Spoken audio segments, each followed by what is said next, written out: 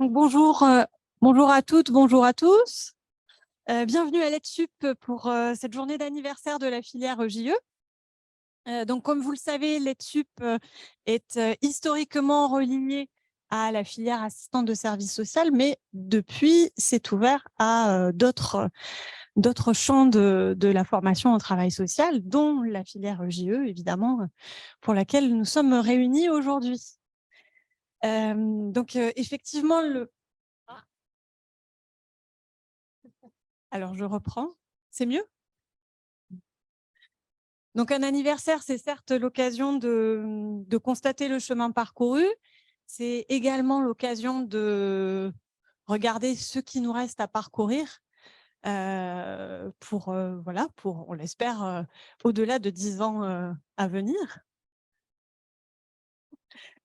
C'est pourquoi nous vous proposons, donc, grâce au programme de cet événement, de continuer à interroger, à affirmer, mais surtout donc, susciter avec vous la réflexion sur le lien qui est constamment à définir entre les valeurs qui sont les nôtres et celles d'une profession à laquelle nous formons. Et je remercie donc l'ensemble des personnes qui ont contribué à l'organisation de cette journée et à l'animation de cette journée. Et ils sont nombreux. Et avant de céder la place à Peggy Foissy, responsable de la filière JE, je vous souhaite et je nous souhaite un fructueux anniversaire. Merci Estelle pour cette présentation. Donc, je vais donc poursuivre. Donc, Estelle m'a présenté, je suis la responsable de la filière des EJE, Peggy Foissy. Je suis ravie de vous accueillir aujourd'hui à l'occasion de ces 10 ans de notre filière. Comme le rappelait Estelle à l'instant, notre école a récemment fêté son centenaire, donc en 2017, ce qui marque par là son enracinement aussi dans le secteur du travail social. Et donc, elle a poursuivi son œuvre, avec le micro. Elle a poursuivi son œuvre en s'ouvrant à d'autres filières, et donc particulièrement la filière qui nous concerne aujourd'hui, la filière des éducateurs de jeunes enfants. Donc cette filière a 10 ans aujourd'hui, 10 ans, autant vous dire que pour notre filière, elle nous apparaît dans l'enfance de l'âge. Je ne dirais pas jusqu'à dire que nous sommes les bébés de l'ETSUP, mais bon, j'aime à constater que voilà, responsables et formateurs se sont succédés ici pendant 10 ans, depuis 10 ans, pour en définir l'identité. Et c'est à ce titre que je remercie celles et ceux qui sont passés à l'ETSUP et qui nous ont rejoints aujourd'hui pour cette journée. Alors, il apparaît que parmi les caractéristiques qui nous définissent aujourd'hui, un thème continue de faire sens et de faire commun pour nous, qui est celui autour de l'enfance, évidemment, mais plus précisément autour du temps accordé à cette période qu'est l'enfance. Cette prise en compte du temps de l'enfance est au centre de la formation des professionnels de la petite enfance. Et à travers elle, il permet de poser un regard singulier sur chacun des enfants et surtout sur le développement particulier de chaque enfant. Il me semble intéressant maintenant de passer la parole à Marie-Noëlle, qui, de sa place et du temps passé dans la filière JE, puisque je crois bien que cela fait 8 ans, peut nous dire ce qu'elle a observé de sa place, de la construction de ce terreau commun. Voilà, merci à vous. Merci Estelle, merci Peggy pour cette ouverture des 10 ans de la filière des éducateurs de jeunes enfants à l'ETSUP.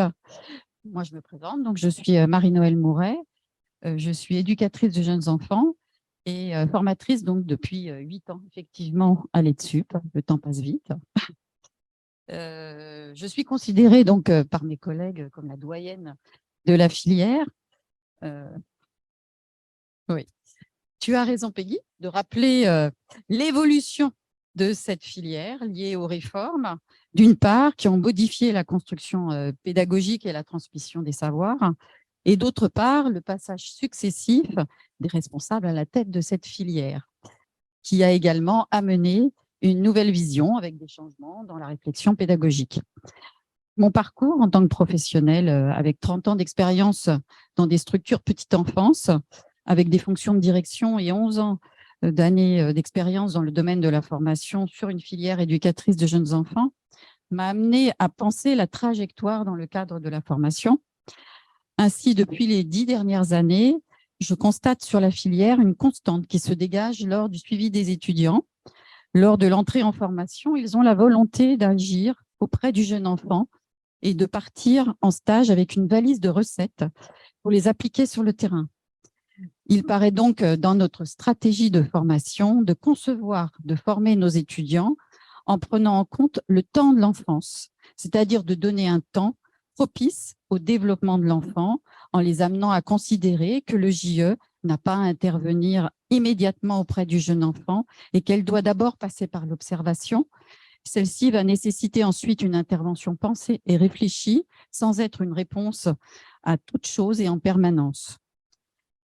Pour moi, laisser le temps à l'enfance est d'abord un construit pédagogique en formation. Ainsi, il nécessite d'abord d'apprendre à laisser le temps aux étudiants de se former et d'acquérir des compétences à travers un suivi des étudiants avec un référent, une croisée des regards à travers des dispositifs où l'étudiant est acteur de sa formation.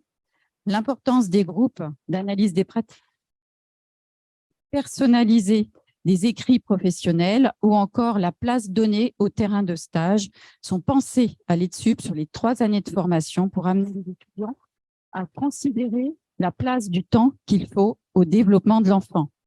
C'est en cela que les présentations de nos 2 intervenants aujourd'hui nous éclairent. Je vais donc laisser Cédric les présenter.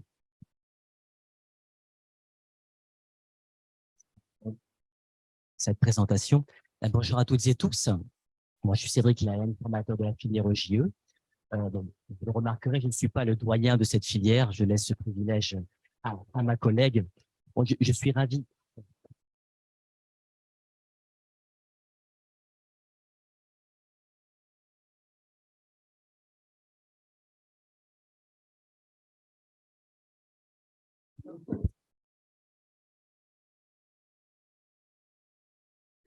Vous m'entendez mieux? Oui, beaucoup mieux. Pardon, bon, fallait que ça tombe sur moi. Bon, écoutez, je suis ravi d'être avec vous aujourd'hui et de constater aussi l'intérêt que suscite l'événement de l'anniversaire de notre filière, parce que c'est une occasion, comme le rappelait Estelle, donc en tant qu'anniversaire et comme tout anniversaire, que ça jalonne effectivement ici nos avancées en âge. Ça permet de constater le chemin parcouru ensemble, mais aussi, dans les 10 ans à venir, effectivement, le chemin qu'il nous reste à parcourir. Alors, c'est pourquoi nous avons souhaité, et je vais présenter en cela le programme donc, de cet après-midi, on a voulu aborder collectivement avec vous une question relative à l'enfance à travers la dimension du temps, et ce, de 2 manières.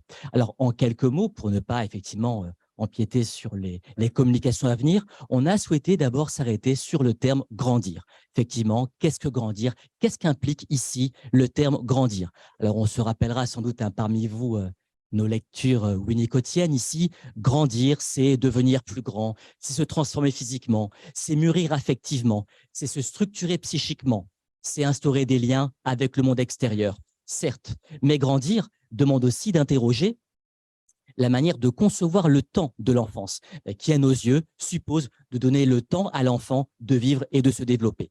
En somme, grandir demande de porter ici un regard sur l'environnement auquel appartient l'enfant. Et donc, pour aborder avec vous ici plus précisément les enjeux du grandir, nous avons le plaisir donc d'accueillir et d'écouter aujourd'hui Bernard Gols et Laurent Bacler. Donc, je remercie déjà pour les échanges préalables, donc nous ayant permis de construire ensemble cette journée. Merci à vous. Donc, en premier lieu, on aura la communication de Bernard Gols, que sans doute beaucoup d'entre vous connaissent bien déjà.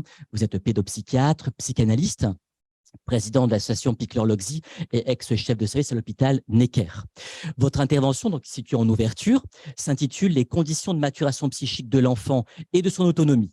Elle est issue d'une somme de travaux scientifiques largement connus et bien plus vaste sur l'enfant, mais aussi d'un article récent paru en 2016, « Qu'est-ce que grandir ?» Où grandir, je reprends vos termes, c'est se différencier, s'autonomiser, se socialiser. Et se raconter, nous l'ajouterons par ailleurs. Votre propos donc revient sur le processus de croissance et de maturation physique et psychique de l'enfant et met en lumière plus particulièrement les dimensions linéaires et circulaires du temps. Nous avons pensé, donc, Bernard Gols, que vous pourriez davantage nous éclairer ici sur les différents aspects du grandir, d'autant plus que vous avez, bon, ça c'est notoire, une pensée claire et agréable à suivre. On se réjouit d'ores et déjà de vous entendre aujourd'hui. Merci. En second lieu, donc, Laurent Bacler, vous êtes professeur agrégé de philosophie, vous enseignez en classe préparatoire à Reims, je crois. À Saint-Quentin, pardon. Effectivement, à Saint-Quentin, vous êtes formateur des équipes. Vous intervenez aussi auprès des équipes donc éducatives sur la question de la relation et de la coopération au travail. Hein. Vous tenez la rubrique La philo au berceau, donc de la revue Spirale depuis 2012. Hein. Je crois c'est ça. Et vous êtes également collège membre de la revue. Pour une bibliographie un peu sélective, hein, on retiendra L'enfance, une grande question philosophique, paru en 2021, et la même année, La philo au berceau. Alors, votre intervention s'intitule quant à elle « Enfants, enfance et société ». Elle permettra de partager vos réflexions sur l'enfance.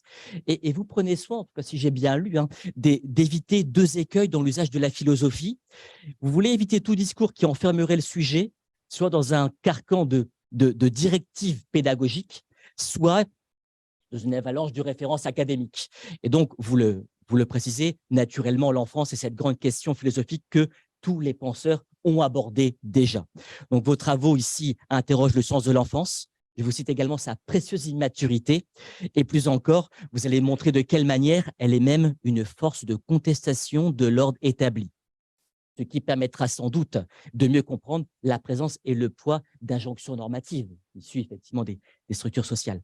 Donc, nous aurons également le temps d'en échanger avec vous sur ces sujets, puisqu'à la fin de chaque communication, il y aura un temps question-réponse d'environ 15 minutes, délai qu'il nous faudra évidemment respecter pour rester dans le timing. Et je précise pour terminer, et avant de laisser la parole à Bernard Gols, que l'après-midi se terminera par un pot de fin de journée où nous pourrons à l'évidence prolonger nos échanges, mais également passer par l'exposition des travaux éducatifs réalisés par les EJE ici au cours de leur formation. Je vous remercie.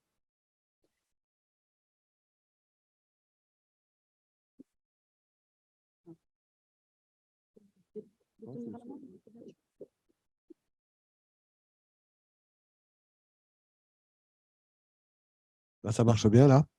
Ça va? Bon, un grand merci. Ça me fait très, très plaisir d'être là cet après-midi. Merci de cette invitation que j'ai acceptée sans hésitation. Donc, vous avez rappelé, j'étais pédopsychiatre et psychanalyste et professeur de psychiatrie de l'enfant et de l'adolescent à Paris-Cité, mais je pense que si vous m'avez invité, vous l'avez dit un petit peu d'ailleurs, c'est surtout parce que je préside l'association Picler Loxy France. Mais j'ai envie d'ajouter aussi que depuis quelques années, on fait fonctionner une université ouverte du bébé avec Marie-Rose Moreau et d'autres collègues.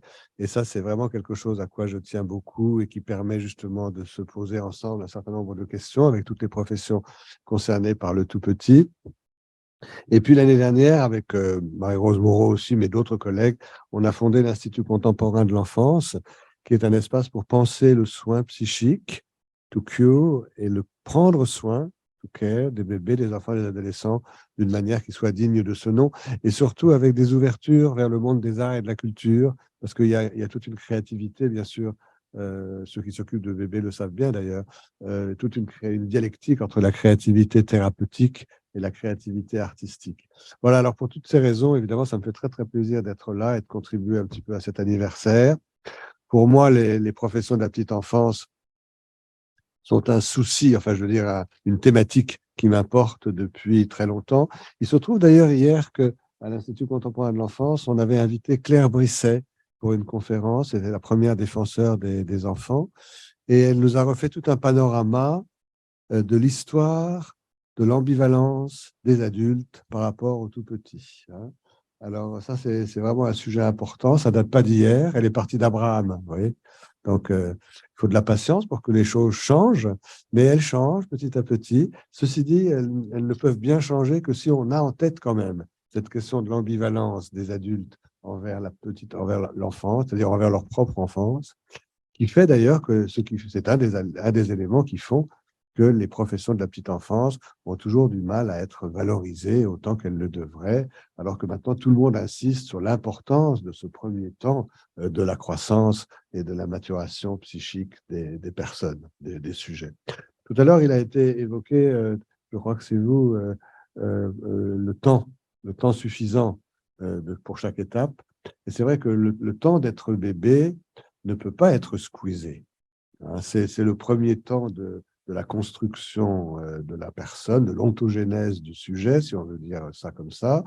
Et c'est vrai qu'on est dans nos sociétés euro-occidentales, disons, c'est une des grandes tendances là, que je vais pointer. C'est pas vrai pour tout le monde et c'est pas vrai partout. Ce que je vais dire n'est sans doute pas vrai pour l'Amérique du Sud, pour l'Afrique noire, pour l'Extrême-Orient. Mais dans nos sociétés, disons, comme je le disais, euro-occidentales, c'est vrai qu'aujourd'hui, l'enfant, le bébé est sommé d'être assez vite autonome. Hein, oui, ça va m'amener à mon sujet.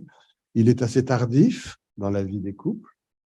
On était monté récemment jusqu'à l'âge de 31 ans, la moyenne de 31 ans pour l'âge des mères lors de la naissance du premier enfant. C'est beaucoup, hein, parce qu'il y a aussi des femmes qui ont un bébé à 14, 15, 16 et 18 ans. Hein. Donc, pour faire une moyenne à 31 ans, il faut aussi des naissances tardives. On est redescendu un petit peu à 29-30, là, mais enfin même 29-30, c'est une moyenne assez forte. Et je caricature un peu, mais à peine, plus l'enfant est tardif, plus on va lui demander d'être assez vite autonome.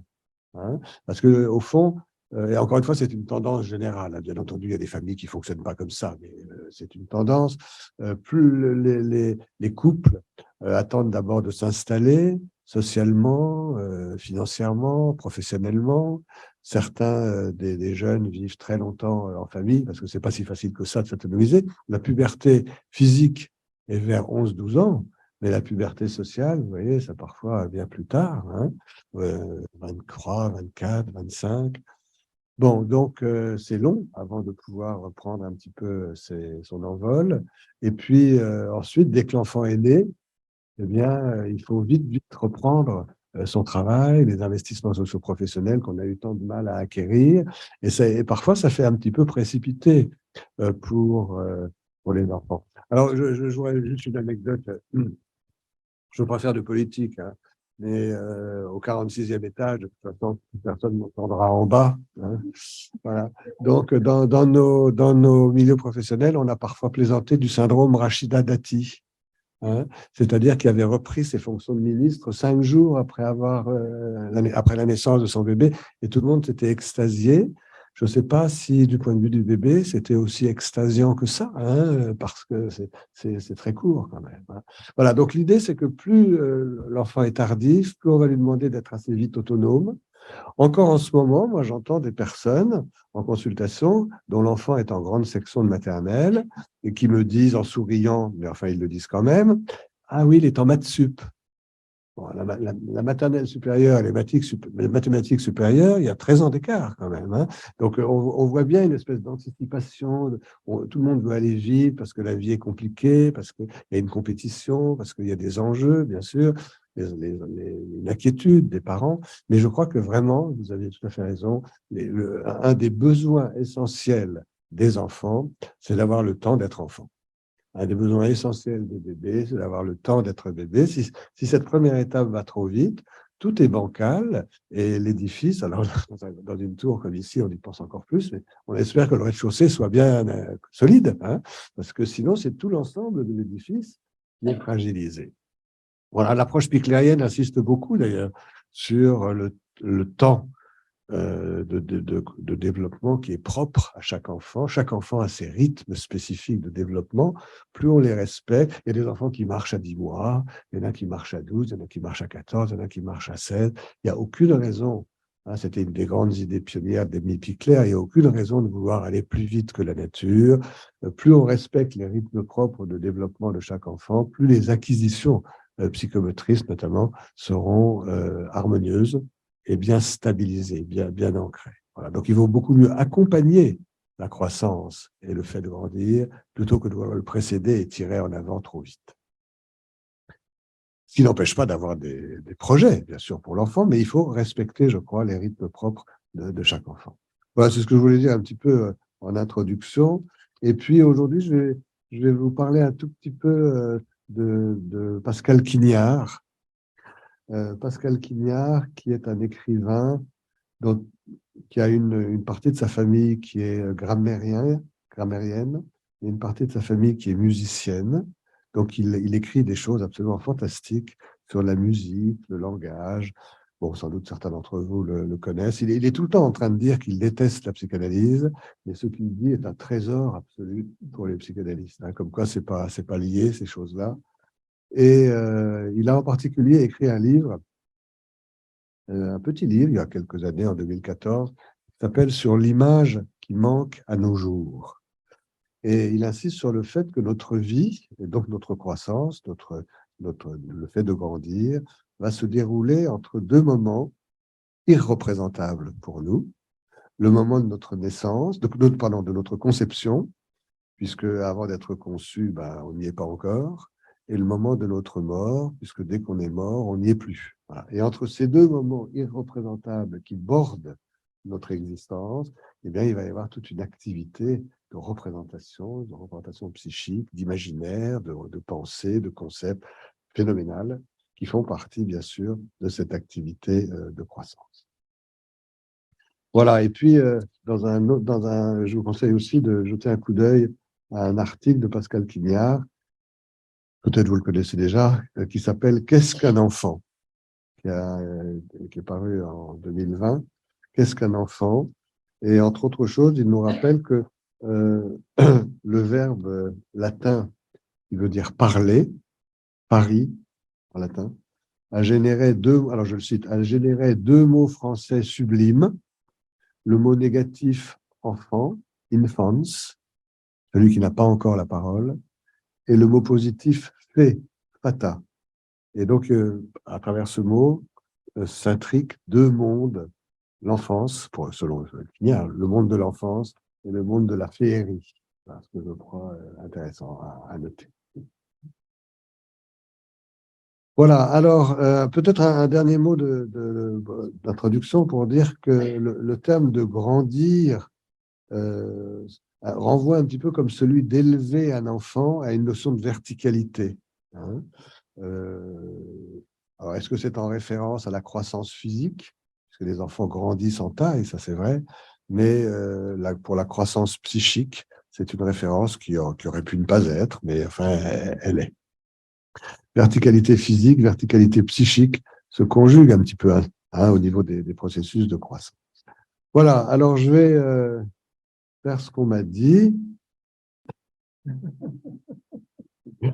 C'est bien, hein? Et vous parlez maintenant donc des 4 chapitres que vous avez évoqués tout à l'heure. Grandir, c'est se différencier. Je vais dire quelques mots sur chacun de ces 4 chapitres. Grandir, c'est s'autonomiser. Grandir, c'est se raconter, pouvoir se raconter. Et grandir, enfin, c'est se socialiser, bien entendu. Et vous verrez, je pense à quel point on a tous à dire quelque chose sur le fait de grandir. C'est quelque chose de vraiment tout à fait pluridisciplinaire, mais que le point de vue du pédopsychiatre psychanalyste, évidemment, est différent du point de vue du philosophe. C'est comme pour le langage, c'est comme pour beaucoup de choses. Je crois qu'on a tous des choses justes à dire sur cette question, mais personne n'a le monopole, et c'est tout l'intérêt, justement, d'avoir des regards croisés sur ce type de problématique. Bon, grandir, c'est se différencier. Ça veut dire quoi, ça? Ça veut dire que on s'est posé beaucoup de questions. Juste encore un mot, c'est que la psychologie du développement précoce, la psychopathologie précoce, la psychiatrie du bébé est extrêmement récente. On peut dire que la psychiatrie est plus ancienne, mais il y a eu la psychiatrie de l'adulte, il y a eu la psychiatrie de l'adolescent, la psychiatrie de la personne âgée, la psychiatrie de l'enfant, et la psychiatrie du bébé est vraiment très récente. On peut dire 30 à 40 ans, à peine. Hein. Le premier congrès international de psychiatrie du bébé, c'est en 1996. Alors, vous voyez, c'est très peu. Hein. Pour une trentaine d'années, quarantaine d'années, les connaissances explosent, il y a un essor considérable, mais c'est une discipline extrêmement jeune et qui pose, c'est un signe de bonne santé d'ailleurs épistémologique, qui pose beaucoup plus de questions qu'elle n'apporte de réponses encore. Hein. Et on s'est posé beaucoup de questions pour savoir d'essayer de se mettre dans le point de vue d'un fœtus qui devient un bébé, c'est-à-dire qui naît. Comment est-ce qu'il voit le monde? Alors, au début, on s'est dit, eh bien, il y a vraiment, pour le bébé qui naît, une espèce d'indifférenciation totale. Il est dans son berceau, il vient de sortir du ventre de la maman, il voit sa main, il voit la main de l'adulte, il voit son pied, il voit un visage. Tout ça, pour lui, ne fait qu'un. C'était une première hypothèse qu'on a appelée l'hypothèse d'une indifférenciation primaire absolue, où la question de l'autre ne se pose pas encore pour le bébé. Si on veut se mettre dans la peau du bébé, à ce moment-là, c'est bien difficile. Évidemment, c'est déjà difficile de se mettre dans notre propre peau. Hein, mais alors, la peau du bébé, c'est difficile. Mais enfin, si on veut se mettre dans la peau du bébé, on pourrait dire en français que la question de l'autre ne se pose pas, la question de l'objet relationnel est sans objet. Et si on voulait vraiment mettre des mots sur ce qu'il est en train de vivre, on ne pourrait même pas dire que le bébé se sent seul. Parce que se sentir seul, c'est déjà avoir l'idée que quelque chose d'autre qui n'est pas là nous manque. Donc moi, je dis toujours, avec des mots d'adulte, le bébé, il pourrait peut-être penser « je suis tout à moi seul ». Mais être tout à soi seul, ce n'est pas du tout pareil que se sentir seul. Hein, vous me suivez sans doute facilement. Et dans cette première hypothèse, on se disait, il va falloir plusieurs semaines, plusieurs mois d'indifférenciation totale, absolue, pour que tout doucement, ensuite, le bébé commence à se différencier, à prendre un peu de distance par rapport à l'autre, pour l'apercevoir. Parce que tant qu'il est fusionné, il n'y a pas d'autre. Il y a un tout. C'est un vécu, on pourrait dire, un peu magmatique, global. Pour admettre que l'autre existe, il faut se décoller un petit peu, et il faut se décoller sans s'arracher. Alors aujourd'hui, c'était le modèle qu'on a appelé de l'intersubjectivité secondairement acquise. L'intersubjectivité, c'est un mot un peu sec, mais enfin bon, c'est ce qui permet de ressentir que soi et l'autre, c'est pas pareil, qu'il y a un écart entre les sujets, que moi et l'autre, ça fait deux. Et donc, le premier modèle dont je vous ai parlé là, c'est le modèle d'une intersubjectivité secondairement acquise après un premier moment d'indifférenciation totale. Et puis après, on a insisté plus sur les compétences du bébé, tout ce qu'on a découvert à la fin du XXe siècle, et on s'est dit, mais est-ce que c'est vraiment logique de penser qu'il faille plusieurs semaines ou mois pour que le bébé reconnaisse que l'autre existe? Parmi ses compétences, il a peut-être celle, très vite, de repérer qu'il n'est pas tout seul, que quelque chose d'autre que lui existe au dehors. Et on a appelé ça le modèle de l'intersubjectivité primaire. Je vous embête, primaire, ça veut dire d'emblée. Je ne vous embête pas avec ça, mais vous voyez, c'est juste une question de timing. Le mouvement est le même dans les deux cas, c'est comment je me sépare, comment je me différencie de l'autre sans me retrouver tout seul. Et là, je prends souvent un modèle pour les étudiants, je m'excuse pour ceux qui l'ont déjà entendu, mais c'est comme dans les vieux couples, ça. Hein, voilà. Je vais essayer de la raconter différemment pour ne pas vous lasser, mais c'est le modèle, c'est l'exemple d'une araignée au plafond. Une araignée qui serait au plafond et qui voudrait aller par terre, elle ne se jette pas par terre. Elle se crée un fil, des fils, elle descend, elle descend, elle descend, et quand elle est arrivée par terre, elle est séparée du plafond qu'elle a quitté, mais elle reste reliée au plafond qu'elle a quitté par les fils qu'elle a elle-même sécrétés. Et si elle veut, si elle doit remonter au plafond, elle va justement le faire en remontant le long des fils qu'elle a elle-même sécrétés, ce qu'on appelle d'ailleurs la régression. Étymologiquement, c'est faire marche arrière le long du même chemin. Voilà, alors je dis toujours que cet exemple, il est illustratif, en même temps, il n'est pas tout à fait bon, parce que dans l'histoire, le plafond ne fait rien, sauf de suspendre, sauf de tenir le poids de l'araignée, ce qui n'est pas grand-chose pour un plafond. Alors qu'entre adultes et bébés, ils doivent se distancier progressivement sans se lâcher. Là, les fils qui vont être sécrétés sont co-sécrétés, à la fois par l'adulte, nous, qui nous occupons des bébés, les caregivers, comme on dit aujourd'hui, qui prennent soin du bébé, qui donnent le soin au bébé, les parents ou les professionnels. Petite parenthèse, les parents, il y en a souvent, les professionnels, il y en a toujours. Raison de plus pour ne pas dévaloriser les professionnels de la petite enfance, parce que même les enfants qui ont des parents ont aussi des professionnels qui s'occupent d'eux dans les différents lieux d'accueil. Bon, enfin, en tout cas, les adultes et le bébé doivent se séparer doucement, sans s'arracher, mais en sécrétant des fils, comme l'araignée, qui permettent de se détacher sans se lâcher, de se distancier sans se perdre, de s'éloigner sans s'arracher. Et je dis souvent, mais c'est un autre sujet ça, qu'il y a des mécanismes très spécifiques du bébé qui reprennent beaucoup d'importance à l'adolescence, et les adolescents s'en souviennent inconsciemment de ça, eux qui disent parfois quand ils s'en vont de quelque part, allez, on s'arrache. Hein. Maintenant, ils disent moins on s'arrache, mais c'est pareil, ils disent on se jette, comme l'araignée qui ne se créerait pas de fil. Hein. Donc c'est confus, bien sûr, c'est inconscient dans leur tête, mais l'idée chez le bébé, et c'est quelque chose qui est retravaillé à l'adolescent, c'est de pouvoir se distancier, se différencier de l'autre sans se lâcher, en restant relié par des liens qu'on a secrétés ensemble, parmi lesquels, vous les connaissez bien sûr, les liens de l'attachement, Bowlby, les liens de l'accordage affectif, Daniel Stern, les phénomènes d'imitation. Quand un bébé et un adulte s'imitent, ils sont ensemble en deçà des mots. Hein. D'ailleurs, il faut passer les choses très au ralenti pour savoir qui commence. Est-ce que c'est l'adulte qui imite le bébé ou est-ce que c'est le bébé qui imite l'adulte? Enfin, c'est très intriqué. Il y a, pour les psychomotriciennes, le dialogue tonique, le tonico-émotionnel, l'empathie, etc., etc. Toute une série de liens qui font que le bébé et l'adulte vont pouvoir se différencier l'un de l'autre sans se lâcher, sans que le bébé se retrouve tout seul de l'autre côté. Et c'est seulement si tous ces liens, c'est ça qu'on appelle grandir du point de vue de la différenciation, c'est seulement si tous ces liens se mettent en place qu'un jour le langage pourra se mettre en place. Le langage, vous voyez, maintenant, très vite, on partage le même vocabulaire. J'aurais envie de vous dire que le langage, c'est le fil de l'araignée le plus sophistiqué. C'est-à-dire que quand je vous parle, je ne peux vous parler que si je suis bien convaincu, bien intégré, que moi et vous, ça fait deux. Tant qu'on est dans la fusion, il n'y a aucun moyen pour le bébé de penser à l'autre, ni de parler à l'autre. C'est un truisme, c'est une palissade. Pour pouvoir penser à l'autre et parler à l'autre, il faut que je ressente l'autre comme un autre. Si les enfants autistes ne parlent pas, ce n'est pas une question de langue, de lèvres, de frein de la langue ou de je ne sais quoi. C'est parce que l'autre n'est pas encore suffisamment stabilisé dans leur esprit. Voilà, seulement chaque fois que je parle, c'est un constat d'écart. Je ne peux vous parler que parce que vous et moi, ça fait deux dans ma tête. Donc, quoi que je dise, ça constate l'écart, ça marque l'écart intersubjectif. Même si je vous dis qu'est-ce qu'on s'entend bien, qu'est-ce qu'on se comprend, qu'est-ce qu'on s'aime, le fait que je puisse le dire, ça veut dire que vous et moi, c'est pas la même chose.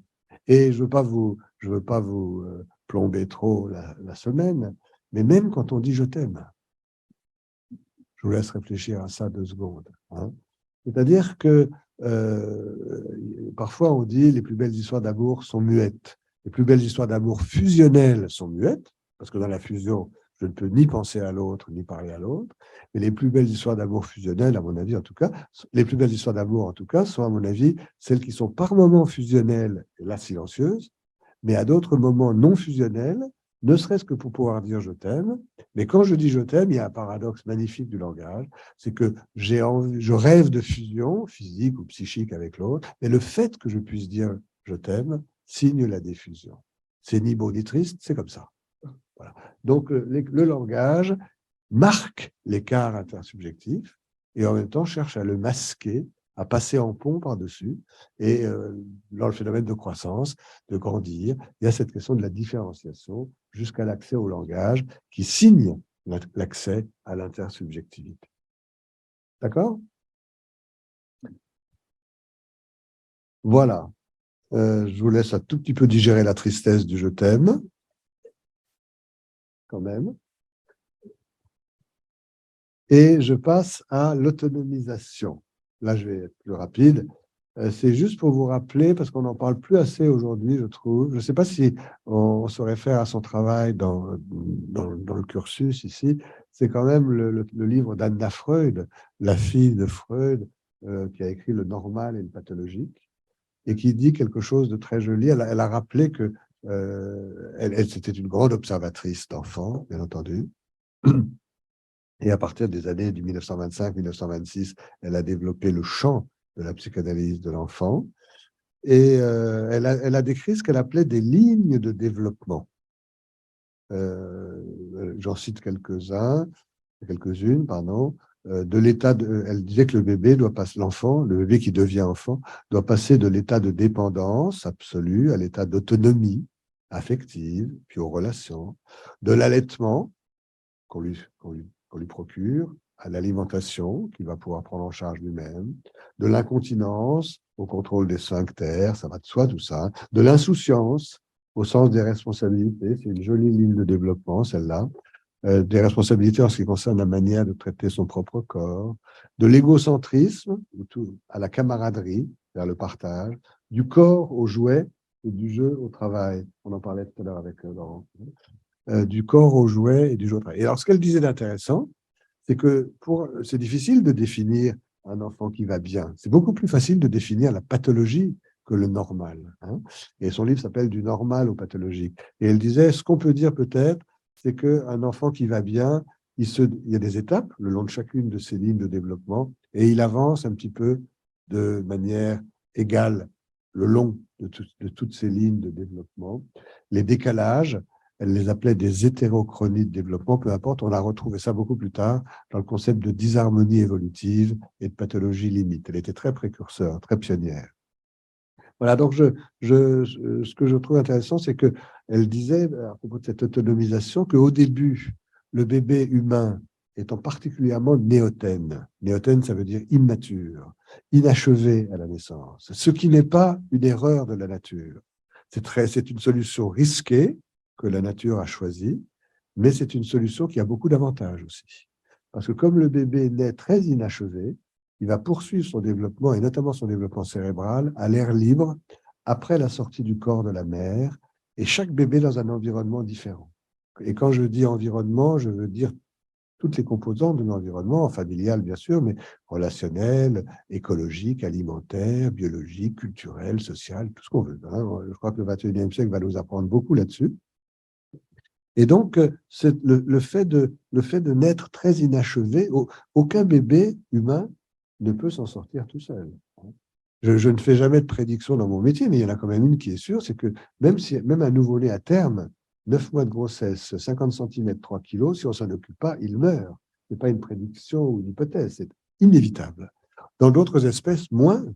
Nous qui avons tous été des bébés immatures, par exemple, on est assez touchés, émus de voir un petit poulain, par exemple. Dès qu'il est né, dès qu'il est sorti du corps de la jument, de sa mère, il se redresse et puis il va chercher un peu d'eau, un peu à manger. Aucun bébé humain n'est capable de faire ça, ni prématuré, ni à terme. Hein.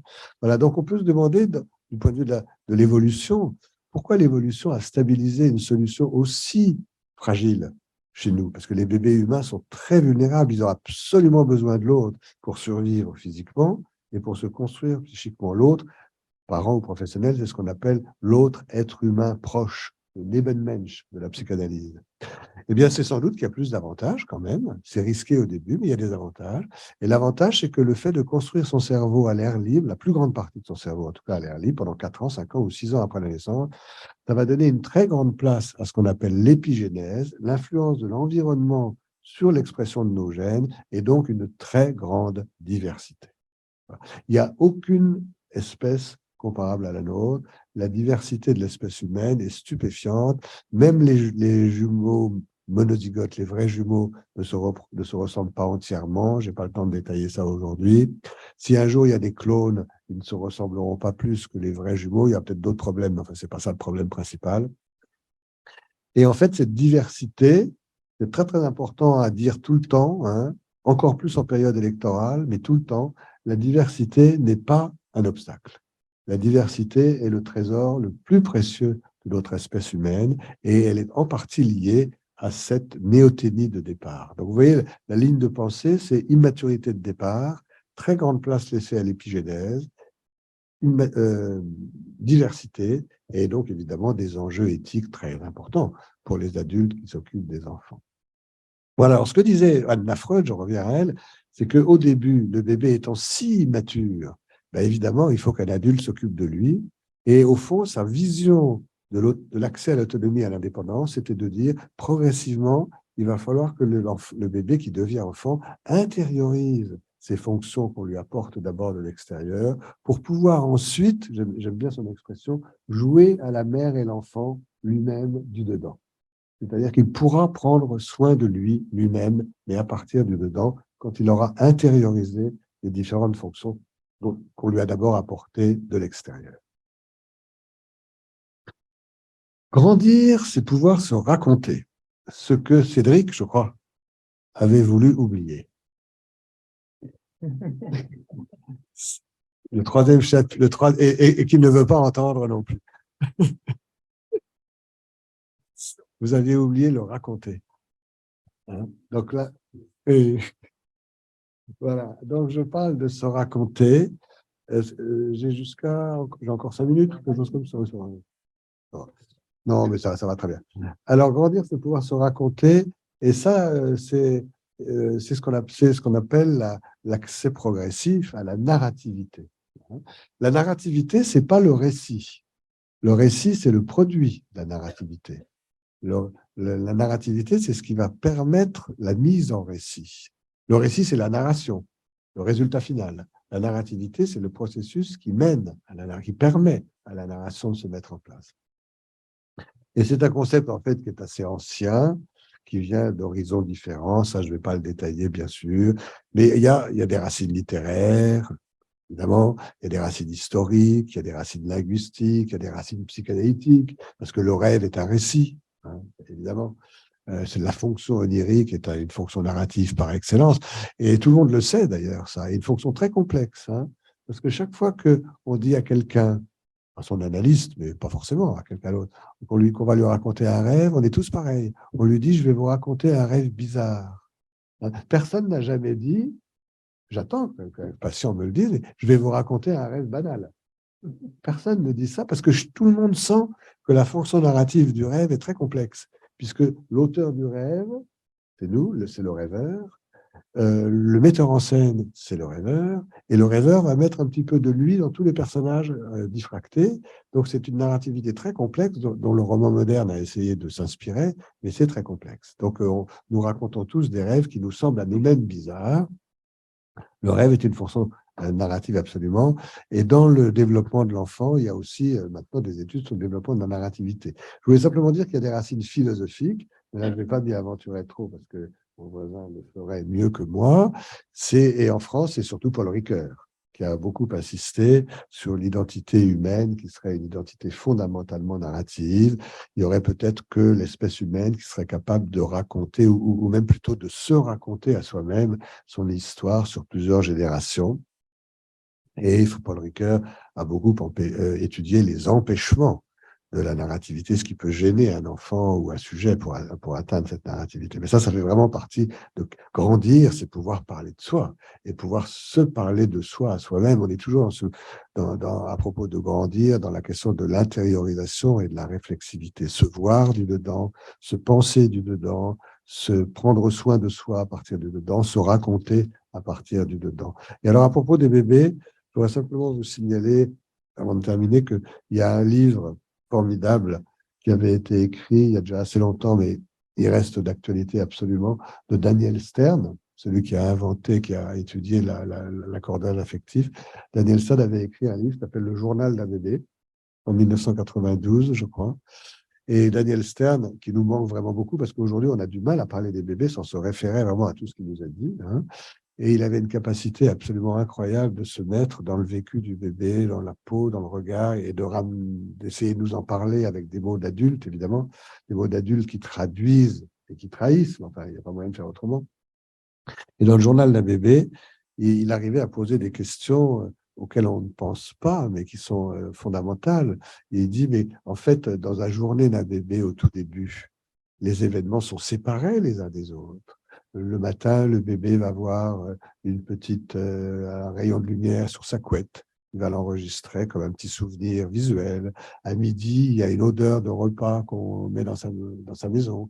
Il va l'enregistrer dans sa mémoire comme un petit souvenir olfactif, par exemple. Le soir, il y a les frères, les sœurs, les parents qui reviennent. Il y a des bruits différents. Il va enregistrer ça dans sa mémoire auditive. Mais pourquoi est-ce qu'un bébé serait tout de suite capable de faire des liens entre ces trois événements qui peuvent rester disjoints? Et pour lui, la narrativité sensorielle, avant même qu'elle soit verbale, la narrativité sensorielle, c'est de pouvoir ressentir, au fond, que tout ça, c'est moi. Tout ça, c'est ma vie. Hein, au fond, la narrativité, c'est un processus de mise en lien, un processus de liaison. Voilà, et alors ce qui est intéressant dans l'étude du bébé aujourd'hui, c'est que à sa manière, les études à leur manière, les études sur le développement reprennent ces racines plus anciennes du concept de narrativité, qui sont les racines philosophiques. Stern était assez proche de Paul Ricoeur, d'ailleurs, les racines philosophiques, littéraires, linguistiques, historiques et psychanalytiques. Je termine en disant juste un mot. De grandir, c'est se socialiser. Alors, bien sûr, se socialiser, ça dépend de... la condition, c'est d'avoir découvert que l'autre existe. Alors ça, j'en ai parlé au début, c'est l'accès à l'intersubjectivité, je ne le reprends pas. Ça, c'est de la découverte de soi à la découverte de l'autre. Entre les deux, il y a ce que les Anglais appellent la we-ness. Oui, W-E, nous, en anglais. Hein. Et je sais bien qu'on dit tout, parce que vous allez voir, quand on parle à un bébé, vous savez bien, on lui dit très facilement, mais qu'est-ce qui se passe, qu'est-ce qui nous arrive, on a soif, on a faim, on a froid. Hein, on sent bien que nos psychismes sont très intriqués. Hein. Et dire on, alors on dit aux enfants, on est un pronom imbécile, je crois. On dit. Hein. Hein, bon. Je ne fais pas de rime. Je fais pas de rime. Ouais. Non, mais en fait, le nous, le on, la we-ness, c'est un stade très intéressant. C'est plus tout à fait un de l'indifférenciation initiale et c'est pas encore tout à fait deux. Et je sais bien qu'aux éducatrices de jeunes enfants, on les fait beaucoup réfléchir à cette question de ne pas dire on ou nous au bébé, ce que moi je pense discutable, mais peut-être on en discutera après. Et il y a des moments et des situations dans lesquelles, au contraire, ça peut être intéressant. Voilà, donc enfin, il faut quand même, pour se socialiser, d'abord avoir admis que l'autre existe. Et après, dans le processus de socialisation, on peut distinguer aujourd'hui la socialisation primaire et la socialisation secondaire. C'est là-dessus que je termine. C'est des choses auxquelles l'approche piclérienne, les travaux de l'Institut Picler-Logzi ont beaucoup réfléchi. La socialisation primaire, vous le savez bien, contrairement à ce que pensent certaines familles, peut-être, ou professionnelles, j'espère que non, il ne suffit pas de plonger un enfant dans un groupe pour qu'il se socialise. Pour qu'un enfant puisse profiter vraiment des bénéfices de la groupalité, il faut d'abord qu'il ait vécu et qu'il continue d'ailleurs à vivre des expériences individuelles très fortes et très positives. Encore une fois, le groupe ne suffit pas. On ne peut profiter du groupe que si on a d'abord eu et qu'on continue à avoir des relations individuelles très sécurisantes. Quant à la socialisation secondaire, alors c'est plus tout à fait la question du groupe, c'est la question, on pourrait dire pour dire vite, de la sublimation, de la transformation. C'est-à-dire que la socialisation secondaire, c'est d'aider l'enfant à transformer, et notamment ses pulsions agressives, en quelque chose qui puisse déboucher sur d'autres buts que l'agressivité, et en particulier la créativité. Voilà, je vais m'arrêter là-dessus, parce que c'est à peu près l'heure, et puis que je vous ai dit, en gros, l'essentiel de ce que j'avais envie de vous dire. Mon dernier conseil, ce sera de relire Anna Freud et Pascal Quignard. Je vous assure que c'est vraiment des choses extrêmement stimulantes pour la pensée. Merci beaucoup.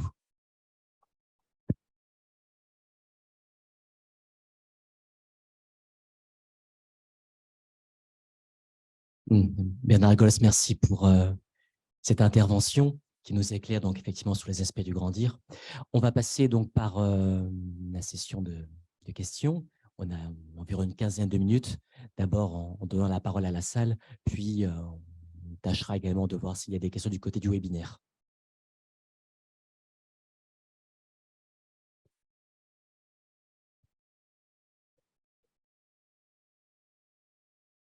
Oui.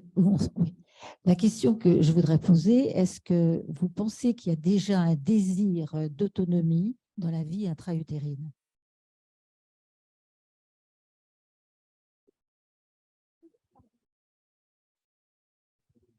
Vous allez voir quelque chose. Il y a pour 2 minutes.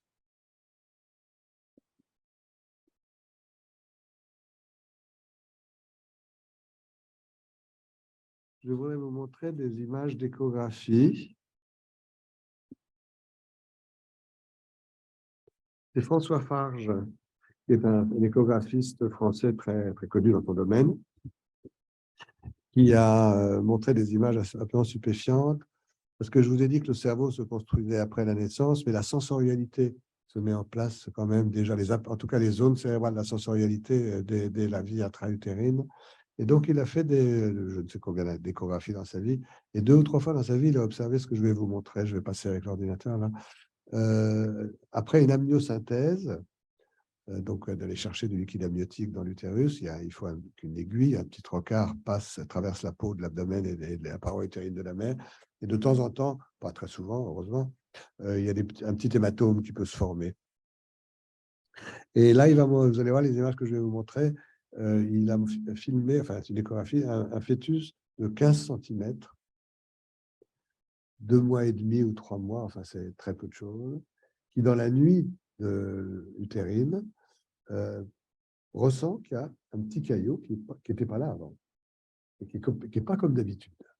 Je ne dis pas du tout qu'il pense que. Il découvre sensoriellement parlant qu'il y a un petit quelque chose qui n'était pas là avant, et il va explorer ça. Et François Farge a appelé ça le fœtus au ballon. Je vais vous trouver là. C'est plus joli que de dire le fœtus au caillot, hein, évidemment. Et puis en plus, comme en ce moment, c'est le foot, c'est bien.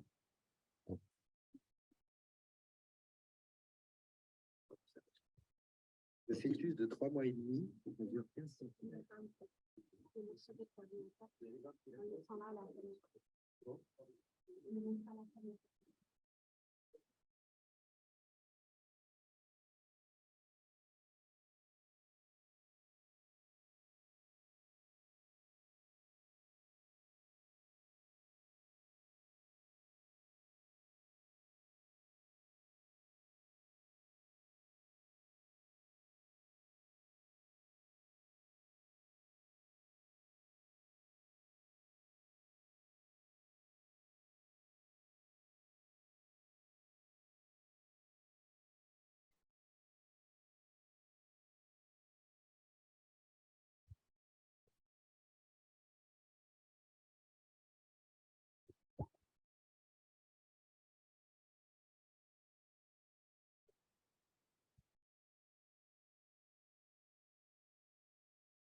À droite.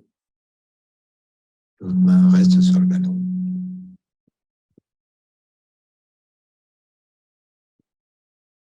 Le pied revient et la main repousse.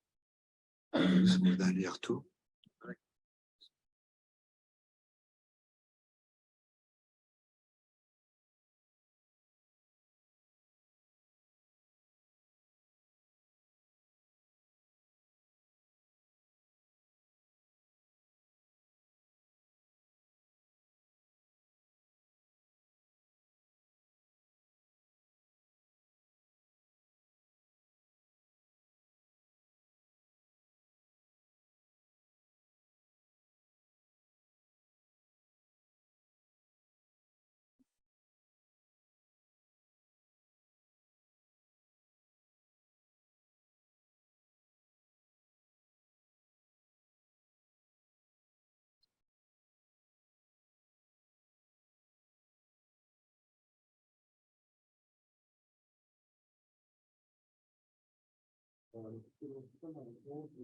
Je crois que pour le fœtus, la problématique principale, c'est la découverte sensorielle de l'environnement, plus que la question de l'autonomisation. Hein. Parce que l'autonomisation suppose qu'il y ait déjà la question de l'autre, qui soit un petit peu dans l'air, si je puis dire. Là, je ne crois pas que ce soit le cas encore.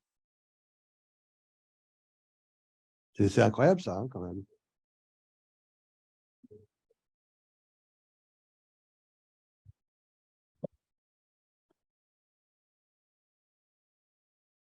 Bonjour. Donc, on a également aujourd'hui une quarantaine de personnes qui suivent notre événement webinaire. Et nous avons des personnes connectées qui nous viennent.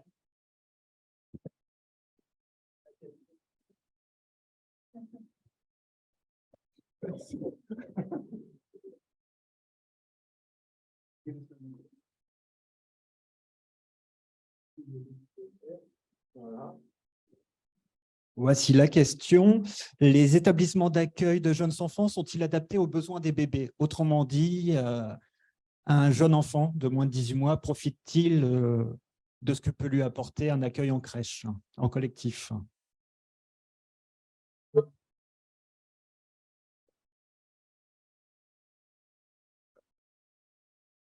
Vous en vous doutez, c'est ça dépend. Alors, je redis ce que je disais tout à l'heure, on ne peut, même si la crèche est d'excellente qualité, un enfant ne peut en profiter que s'il continue chez lui et même au sein de la crèche à avoir des relations individuelles d'excellente qualité aussi. Sinon, il ne pourra pas intégrer la groupalité. Et puis ensuite, dans la groupalité, les lieux d'accueil, ben, il y a des lieux de qualité différentes, vous savez bien. Moi, je plaide beaucoup pour l'approche piclérienne parce que je trouve qu'elle permet de réfléchir au moment d'être seul, au moment d'être dans le groupe, au moment d'être à côté de l'adulte qui fait autre chose, mais qui est quand même là, de penser aussi à aménager l'espace en fonction des besoins de l'enfant, les jeux et les jouets, ni trop peu ou trop, on ne peut pas faire des expériences. La liberté de mouvement, la liberté autonome, la liberté de mouvement qui débouche sur l'activité autonome, elle suppose qu'on ait des objets qui soient adaptés à la maturation, enfin au développement physique et psychique de l'enfant. Voilà, donc il y a des crèches qui pensent tout ça très bien, il y a des crèches qui n'y pensent pas assez. Voilà, mais dans certaines conditions, moi je crois que c'était tout le travail aussi de Myriam David et Geneviève Appel de montrer qu'une institution, une pouponnière, mais aussi des crèches peuvent apporter des bénéfices aux enfants, mais il faut vraiment penser les choses pour ça et ne pas oublier les relations individuelles. Ça, c'est très important. Voilà.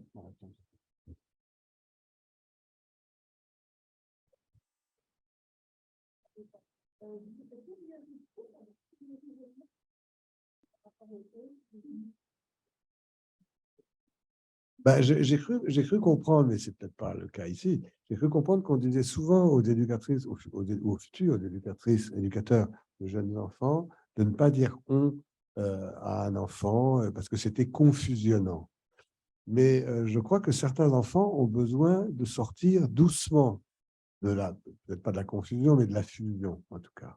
Voilà, et que c'est ce que j'ai appelé la winess tout à l'heure, pour certains enfants plus vulnérables, sentir que entre le « je suis tout à moi seul » et le « on est bien séparés », pouvoir vivre quelque chose qui est plus dans le « on » avec l'adulte, sentir que l'adulte le ressent aussi comme ça de son côté, c'est une étape qui peut être pour certains enfants intéressante, mais c'est cas par cas, bien entendu. Hein. Ça dépend de l'âge, ça dépend du type de développement de l'enfant.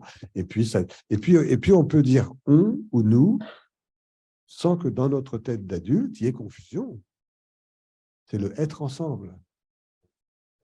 Tout ça, c'est pour dire que se sentir être, l'autre, ça ne pose pas la question de l'autre.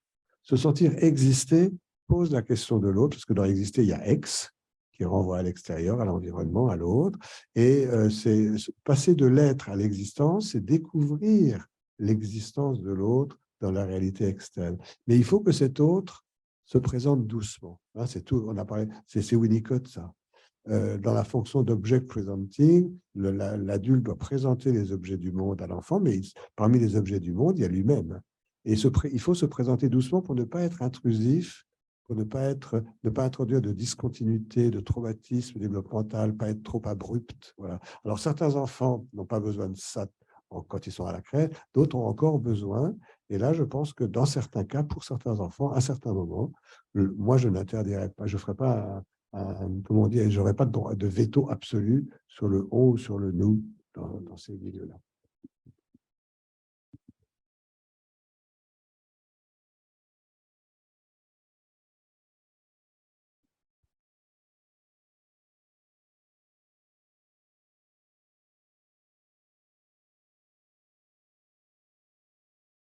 Oui, Monsieur Gols, on a une nouvelle question concernant votre conception de l'autonomie.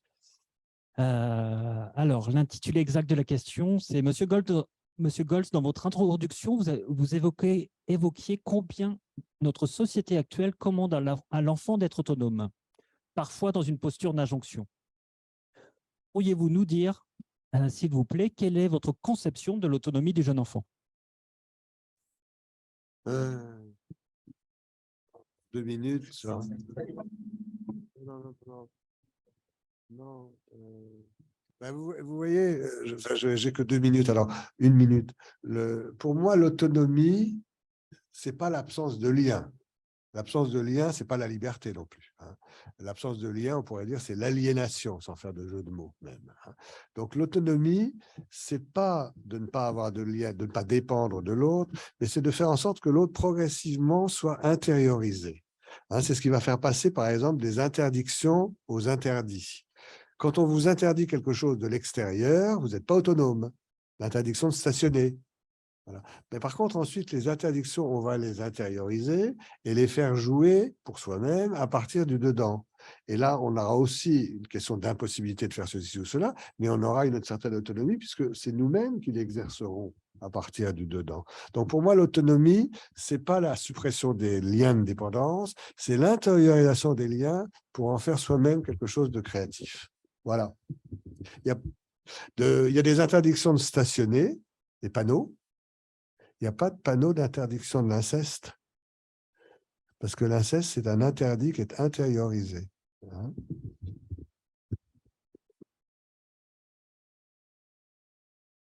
Je vais être assez rapide, c'est plus un partage de réflexion qu'une question, en fait. Quand vous parliez du « on » envers le bébé, on va faire… Ça me faisait… Moi, en fait, je faisais lien aussi avec le monde du handicap, où justement, on va dire « on », « nous », et on va arriver justement à l'être ensemble et on va aller justement dans cette étape, dans ces étapes qui sont très douces de développement, en fait.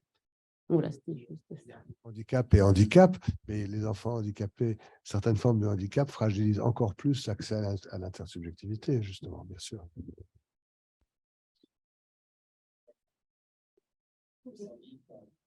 Super. Bonjour à toutes, bonjour à tous. Allons-y. Grand merci évidemment à Peggy, à Cédric et à toutes les dessus pour ton invitation. Merci à Bernard aussi qui m'avait contacté au milieu de l'été pour imaginer cette journée et cette rencontre. Et je suis très, très content d'être là aujourd'hui avec vous pour parler de l'enfance, de la société et pour parler de philosophie aussi. Vous allez voir que ça peut aider. Alors, moi, au départ, je suis enseignant de philosophie. Et puis, il y a une dizaine d'années, une quinzaine d'années maintenant, j'ai commencé à faire de la formation d'équipe. Pas du tout sur la question de la philosophie, sur la question des difficultés au travail. Et petit à petit, donc j'ai beaucoup fait ça dans les établissements scolaires. Et puis, j'ai fait ça aussi auprès des équipes petite enfance, dans les crèches ou autres.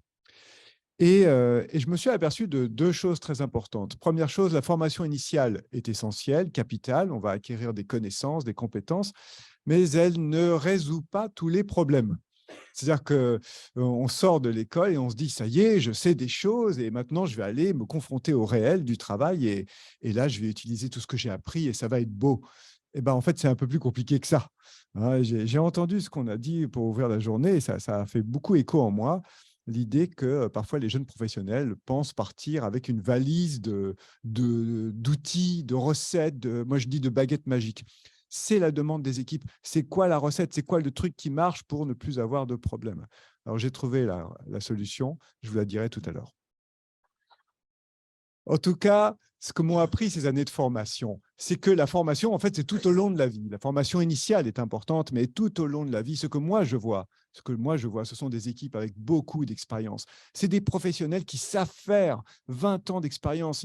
Ils s'y connaissent, Et à un moment, tout à coup, pour des tas de raisons, globalement des raisons liées à l'évolution de la société, ça ne marche plus. Il va falloir faire autrement. Et le premier réflexe qu'on a quand ça ne marche plus, c'est de faire plus de la même chose. On veut continuer à faire pareil. Il va falloir inventer, imaginer de manières de faire. C'est là que la philosophie peut nous aider. Ce que moi j'ai constaté dans ces formations, c'est que la philosophie, elle apporte 2 choses qui nous aident à ajuster nos gestes professionnels au réel du travail. Qu'est-ce qu'elle apporte? Elle apporte, et c'est ce que je vais vous proposer, des questionnements, des remises en cause de nos évidences. Comment on réouvre les questions? Comment on se dit, tiens, et si finalement les choses n'allaient pas de soi? J'ai beaucoup aimé l'échange sur la we-ness. Et donc, il faut réouvrir ce questionnement. Est-ce que vraiment, il faut absolument jamais dire on ou nous au bébé? Voilà. Eh bien, il faut poser la question. Et peut-être, dans certaines circonstances, quand on a affaire à des enfants handicapés, ça peut être une ressource. Donc, il va falloir re-questionner les choses. Ça, c'est la philosophie qui nous l'apporte, l'art du questionnement. Moi, c'est ça que je trouve dans la philosophie.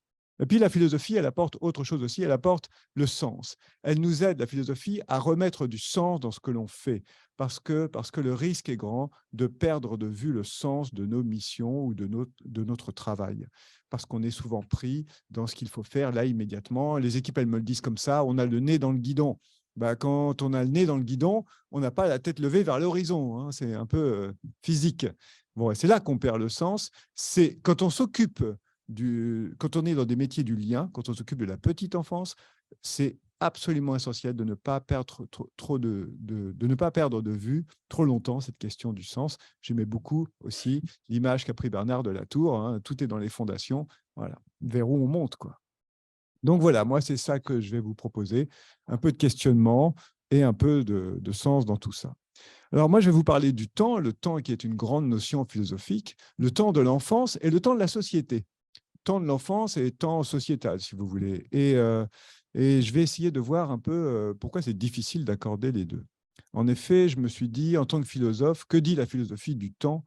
La philosophie, elle dit du temps quelque chose d'assez dur, d'assez pessimiste. Alors, on a déjà eu un petit coup sur le moral avec l'explication du « je t'aime » qui est voué à échouer. Donc moi, je rajoute un coup sur le moral en vous disant que la première conception qu'on a du temps, comme dimension fondamentale de notre existence, est une conception inquiétante et angoissante. C'est une expérience liée à la souffrance même, le temps qui passe. Le temps passe et nous amène inexorablement vers notre fin. C'est un peu comme l'eau dans nos mains. Vous avez tous déjà pris de l'eau dans vos mains. L'eau est absolument vitale. Oui, mais on en a dans nos mains. Mais vous savez ce qui se passe? Inévitablement, l'eau s'écoule. On ne peut pas la garder. Le temps, c'est un peu ça, quoi. C'est à la fois absolument vital et ça s'écoule, ça passe. On en a une quantité limitée. Et pour rajouter à l'inquiétude, ça va. Pour rajouter à l'inquiétude, nous ne savons pas quelle quantité en plus nous en avons. On nous dit plus ou moins, mais voilà. Bon. Alors évidemment, cette conception du temps, alors moi je la vois résumée de manière magistrale dans une image que vous connaissez peut-être toutes et tous. C'est un tableau célèbre, un tableau de Goya qui s'appelle « Saturne dévorant ses enfants ». Extraordinaire ce tableau. Goya peint ça sur les murs de sa maison en 1819. Il a 73 ans, je crois, à l'époque. Il est en train de devenir sourd. Il est gravement malade, donc il est un peu au bout de sa vie. Et là, il peint Saturne dévorant ses enfants. Et qu'est-ce qu'on voit? On voit un être un peu monstrueux, les yeux exorbités comme ça, qui a la gueule ouverte et qui est en train de dévorer un petit être qu'on devine humain, en tout cas il a une forme humaine, il commence par la tête. Évidemment, Saturne, c'était le nom que donnaient les Romains à un dieu grec. Et les Grecs appelaient ce dieu Chronos. Alors, il y a une petite différence entre le Chronos avec un K et le Chronos avec un CH. Moi, ce que je vois effectivement dans cette image, c'est la représentation magistrale de notre rapport inquiet au temps. Le temps qui dévore ses propres enfants. Bon. Le problème que j'ai, c'est que je ne peux pas faire de cette idée un principe éducatif. Je ne peux pas prendre soin des enfants en leur disant « je te prie de te rappeler que tu vas mourir ». À chaque instant. Bon, comment faire pour avoir une autre conception du temps qui soit un peu plus positive, un peu plus, comment dire, porteuse dans l'attention et le soin que l'on va donner aux enfants. Alors, je vais vous proposer pour ça 2 citations de philosophie, une au tout début, une à la fin. C'est les 2 phrases de philosophie qui m'aident le plus quand il faut faire avec, dans les métiers du lien, avec l'enfant. Quand ça résiste, quand ça ne se passe pas exactement comme je voudrais, quand ce n'est pas simple. Je vous en promets une maintenant et une pour finir. Allons-y. La première phrase, très belle phrase, elle dit la chose suivante, c'est une exclamation. À l'enfant, la royauté. Point d'exclamation. À l'enfant, la royauté. C'est une phrase d'un philosophe très ancien, au 8e siècle avant Jésus-Christ, il s'appelait Héraclite. Et il dit à l'enfant, la royauté. Qu'est-ce qu'il dit quand il dit ça? Il dit l'enfant est un être incontestablement prestigieux. C'est quelque chose de royal, l'enfance. L'enfance est royale. C'est bien de ne pas l'oublier parce qu'on réduit souvent l'enfance à cause de cette néoténie dont on a parlé à l'être à qui il manque tout, en fait. Mais on oublie, en le voyant comme ça, tout ce qu'il a aussi déjà. Et en fait, il a peut-être même beaucoup. Bon. Donc, à l'enfant, la royauté, l'immense prestige de l'enfance. Ça, c'est la fin de la citation. Qu'est-ce que dit notre philosophe Héraclite juste avant de dire à l'enfant la royauté? Voilà ce qu'il dit, je vous dis la citation en entier, il dit « Le temps est un enfant qui s'amuse. Il joue au tric-trac et il gagne à tous les coups. » Alors, quand il dit à l'enfant la royauté, il compare en fait l'enfant au temps. Ça, c'est parfait pour notre propos. Et qu'est-ce qu'il dit du temps? Que le temps est cet enfant, donc le temps s'écoule, mais il reste toujours le même, et il joue avec nous. Alors, le tric-trac, c'est un jeu de pions un peu comme les dames, c'est un jeu de stratégie. Sauf que, vous avez vu ce qu'il dit, donc le temps, c'est comme un joueur avec qui on essaye de jouer, on essaye de gagner un peu de temps, vous voyez. Mais Héraclite nous a dit, méfiez-vous, il gagne à tous les coups. À la fin, c'est lui qui va gagner. À la fin, c'est lui qui va gagner. Ça veut dire qu'à la fin de la partie, nous, on n'aura plus de temps et lui, voilà, il aura tout le temps. J'en déduis ma première idée. L'immense prestige de l'enfance, à mes yeux, c'est qu'elle a ce que nous n'avons pas ou moins que lui. Elle a le temps. L'enfant a le temps. Et il a notamment ce temps qui nous est si précieux, il a l'avenir. Qu'est-ce que vous voulez? C'est comme ça, j'ai envie de dire, c'est la vie. L'avenir lui appartient à lui plus qu'à nous. Bon. Donc, immense prestige de l'enfant qui a ce temps de l'avenir. Sauf que pour qu'il s'approprie ce temps de l'avenir, eh ben, il va devoir être aidé. Ce n'est pas donné, ce n'est pas simple pour lui. Alors, je rentre dans les caractéristiques, je pense, qui permettent d'identifier ce temps de l'enfance. C'est quoi le temps pour un enfant qui naît? Alors, nous avons deux conceptions de l'enfance. On les a évoquées au tout début, assez rapidement, et je voudrais y revenir avec vous, parce que je pense qu'on les a toute la vie, mais pas au début. Il y a une première conception du temps qui est une conception du temps cyclique, qui représente le temps comme quelque chose qui revient, comme l'alternance des jours et des nuits, comme la répétition des saisons. Donc, le temps, c'est quelque chose qui se répète, qui se régénère à chaque fois. C'est très beau, ce temps. Et puis, il y a une autre conception du temps qui, elle, est linéaire. Et là, ça ne se répète pas. Le temps passe, les moments se succèdent et on ne peut pas revenir en arrière. Hein, vous savez, aujourd'hui, c'est bon, on a deux types de montres. Vous savez, on a les montres avec des petites aiguilles, et les aiguilles tournent pour souligner un temps circulaire. Puis, on a des montres digitales avec des chiffres, avec des nombres. Et là, au contraire, on voit il y a même des montres où il y a les secondes qui passent. C'est redoutable. Ça. Paf, chaque seconde passe. Bon, la prochaine fois que vous ferez chauffer votre café au micro-ondes, vous savez, vous mettez 30 secondes. Bah, regardez, c'est 30 secondes de votre vie qui passent là. Okay, bon. Alors voilà, mon point, c'est ça. Le temps linéaire, qui à mon avis est le temps de l'enfant, il est porteur, il est extrêmement positif. Parce qu'il nous dit quoi? Il nous dit les choses vont revenir. Ça va revenir, ça va recommencer, et ce qui a manqué là, on va peut-être pouvoir le réussir. Il y a une sorte de répétition qui nous porte. C'est le retour qui nous aide à avancer. Le temps linéaire, au contraire, il s'écoule inexorablement. Il peut être vécu comme une perte. Vous voyez, c'est extrêmement douloureux. La seule façon de ne pas le vivre de manière pessimiste, c'est de voir ce temps linéaire comme un progrès. Comme un progrès, c'est-à-dire l'avenir sera mieux qu'aujourd'hui. Alors, le problème, c'est qu'aujourd'hui, dans notre société, ce n'est pas acquis. Ce n'est pas acquis qu'on puisse facilement avoir une représentation de l'avenir plus positive que le présent. Parce que qu'est-ce qu'on nous dit dans la société d'aujourd'hui? Vous entendez bien, il y a le réchauffement climatique, ce n'est pas gagné, il y a les inégalités qui se développent, enfin voilà. Bon, comment on garde la capacité de se représenter un avenir positif? Ce n'est pas simple. Donc ça, pour moi, c'est la première caractéristique du temps de l'enfant, circulaire, linéaire. Deuxième caractéristique, le temps de l'enfant, il est binaire. Il a deux dimensions.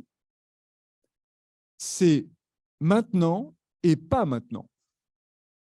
C'est un temps bipolaire, quoi, binaire. Soit c'est maintenant, soit c'est pas maintenant. Et il n'a que ces deux dimensions-là. Et ça, c'est très beau, ça. C'est très beau. Alors, cette idée, je l'ai trouvée, non pas dans un livre sur l'enfant, mais dans un livre d'anthropologie sur les conceptions qu'ont les différentes sociétés du temps et les sociétés qui vivent au plus près de la nature, voilà, avec le moins d'outils technologiques. En fait, parfois, c'est juste cette conception-là du temps. Maintenant, pas maintenant. Qu'est-ce qu'elle ne distingue pas, cette conception du temps? Elle ne distingue pas l'après et l'avant, l'avenir et le futur. Et donc, il y a une deuxième conception du temps qui est l'éternaire, une conception du temps avec un passé fait de souvenirs, de mémoire, et un avenir fait de projections, d'anticipation. Voilà. Alors évidemment, tout le problème pour nous, c'est de passer de l'une à l'autre ou d'articuler l'une à l'autre. Parce que ce temps ternaire, ce temps du passé, du présent et de l'avenir, c'est le temps de la culture. C'est le temps dans lequel notre existence, et j'aime beaucoup la différence qu'a fait Bernard entre être et exister, c'est le temps où cette existence, elle va prendre de l'épaisseur. Et exister, ça va être aussi une somme d'expériences vécues qu'on garde comme ça en mémoire, qu'on va pouvoir raconter. J'aime beaucoup aussi l'idée de narrativité. Et vous verrez tout à l'heure que pour moi, ce qui compte quand on se raconte, c'est qu'on trahit un petit peu comment ça s'est passé, qu'on n'est pas forcément fidèle à tout ça. Et puis, il faut se projeter dans l'avenir. Il faut comme ça que l'existence prenne cette espèce d'épaisseur. C'est tout le travail d'entrer dans la culture. Et donc, quand on prend soin d'un bébé, on fait ça. On fait ça, c'est-à-dire qu'on articule des conceptions cycliques et linéaires du temps. On passe d'une conception binaire à une conception ternaire. C'est extrêmement difficile. Alors, vous allez me dire, mais comment on peut faire ça? Comment on peut faire ça? Alors, c'est Rousseau qui m'a donné la réponse. Rousseau a écrit un livre, on va dire, séminal sur les questions de l'enfant qui s'appelle L'Émile. Mais alors, il ne l'a pas sous-titré de l'enfant, ça c'est extrêmement dommage, il l'a sous-titré de l'éducation. Bon. Et au début, il dit comme ça, il faut respecter l'enfant. Respecter l'enfance. Respecter l'enfance. Pas mal, moi j'aime bien ce projet. Comment on respecte l'enfance? Et il donne la réponse juste après. Il dit, écoutez bien, prenez votre temps. Donc, je rejoins ce que disait Bernard. L'enfant a foncièrement besoin de prendre son temps pour être enfant, mais il a besoin d'avoir en face de lui d'adultes qui sont capables aussi de prendre leur temps. C'est ça la difficulté. Pourquoi c'est difficile? Je vais vous dire, parce que qu'est-ce que nous avons, nous tous, qu'est-ce que nous avons de plus précieux dans la vie? Le temps. C'est la chose que nous avons qui est la plus précieuse. Et donc, que demande le soin de l'enfant? Que nous lui donnions à lui ce que nous avons, nous, de plus précieux. C'est terrible. Bon. Je rajoute une couche de problème qui va me permettre de passer à mon deuxième ordre de considération. C'est que la société ne nous pousse pas à prendre notre temps. Si vous voulez, dans un deuxième temps, je vais vous parler du temps selon la société. Et le temps selon la société, ce n'est pas du tout le temps lent et long. Au contraire, le temps de la société, c'est un temps de la vitesse, c'est un temps de l'accélération, c'est un temps où on nous demande de faire vite. Alors, je vais vous expliquer pourquoi. Mais déjà, prenez la mesure de ce qui se passe. Si je dis ça, si je dis que nous vivons dans une société qui valorise la vitesse par rapport à la lenteur, et que prendre soin d'un bébé, c'est valoriser la lenteur, j'en déduis que prendre soin d'un bébé, c'est aller contre tout ce que nous dit la société. Il va falloir une force de résistance au social phénoménale de la part des professionnels. Parce que rien autour de vous dans la société va vous dire « prenez votre temps ». OK? Bon, allons-y. Je peux prendre mon temps, du coup. Hein? Okay. Je n'ai pas vu à quelle heure j'ai commencé. Mais... Bon. Alors, pourquoi je dis que la société nous pousse à valoriser la vitesse comme ça? Moi, j'y vois au moins 3 raisons. Alors, première raison, effectivement, c'est que notre société, elle s'est développée à l'aide d'objets techniques. Elle repose principalement sur des objets techniques qui sont extrêmement efficaces. Nous avons développé une organisation sociale où nous demandons aux machines de se substituer à l'humain le plus possible. Ces machines, évidemment, vous savez ce qu'elles font? Elles font mieux que nous et plus vite que nous. Ben oui, elles ont une efficacité qui est liée aussi à leur rapidité. Et donc, je dirais que plus nous introduisons des machines dans nos vies, plus nous sommes en relation avec des machines, plus le temps que nous vivons risque de s'accélérer. L'utilisation de machines accélère inévitablement le temps. Bon. Alors maintenant, on a des machines pour passer l'aspirateur chez nous. On n'a pas encore des machines pour élever nos enfants à notre place, encore que, je vais y venir. Donc, ma première raison, accélération liée à l'usage des machines. Deuxième raison qui fait que l'ambiance sociétale générale est à la valorisation de la vitesse. Deuxième raison, c'est que nous vivons depuis un certain temps dans un temps qui est celui de l'urgence. Le mot urgence est revenu en fait de manière très, très présente dans notre actualité. Et donc, je veux dire, le mot état d'urgence, moi, je croyais que l'état d'urgence, c'était un truc qui était assez court. En fait, l'état d'urgence, ça fait longtemps que ça dure. Bon. Alors, il y a un problème avec l'urgence. Il y a un problème avec l'urgence parce que quand on est dans l'état d'urgence, il y a deux choses qu'on ne fait pas. Alors, première chose, on perd de vue dans l'urgence ce qui est important. On a en vue ce qui est urgent. Et j'aime bien cette phrase, je crois que c'est une phrase qu'on attribue à Eisenhower qui disait « Ce qui est urgent est rarement important et ce qui est important est rarement urgent ». Je ne sais pas pour la première partie de la phrase, mais pour la deuxième partie, je suis absolument d'accord. Ce qui est important est rarement urgent. Parce que justement, c'est tellement important que c'est là pour toujours. Et ça va nous occuper toute l'existence, ce qui est important. Le risque, quand on est dans l'état d'urgence, c'est de perdre de vue ce qui est important. Pire, de faire passer ce qui est urgent à la place de ce qui est important. Donc, je veux bien, je peux comprendre les raisons. Hein. Je peux comprendre qu'on se focalise sur l'urgence et, comme disaient les équipes, je vous ai dit tout à l'heure, on a le nez dans le guidon, on fait les choses non pas parce qu'elles sont importantes, mais en fonction des échéances. Okay, quand on s'organise dans son travail comme ça, bah, ça va commencer à faire mal, hein, vous le sentez. Et on va avoir l'impression de ne pas avoir le temps pour ce qui est vraiment important. Bon. Ça, ce n'est pas simple de perdre de vue l'important. C'est quoi l'important pour nous quand on prend soin d'un bébé? C'est quel est l'horizon éducatif, quel est l'horizon du soin que l'on donne au bébé? Ok, on prend soin du bébé, mais pourquoi? On a parlé d'autonomisation, ça me va, c'est un très beau mot, c'est un mot philosophique, pas mal comme horizon. Pourquoi Rousseau est un auteur si important pour la question de l'enfance? Parce qu'il est le premier à dire que l'horizon de l'éducation, il n'y en a qu'un, il ne peut pas y en avoir d'autres, c'est la liberté. Parce que, malgré les apparences, nous ne naissons pas libres.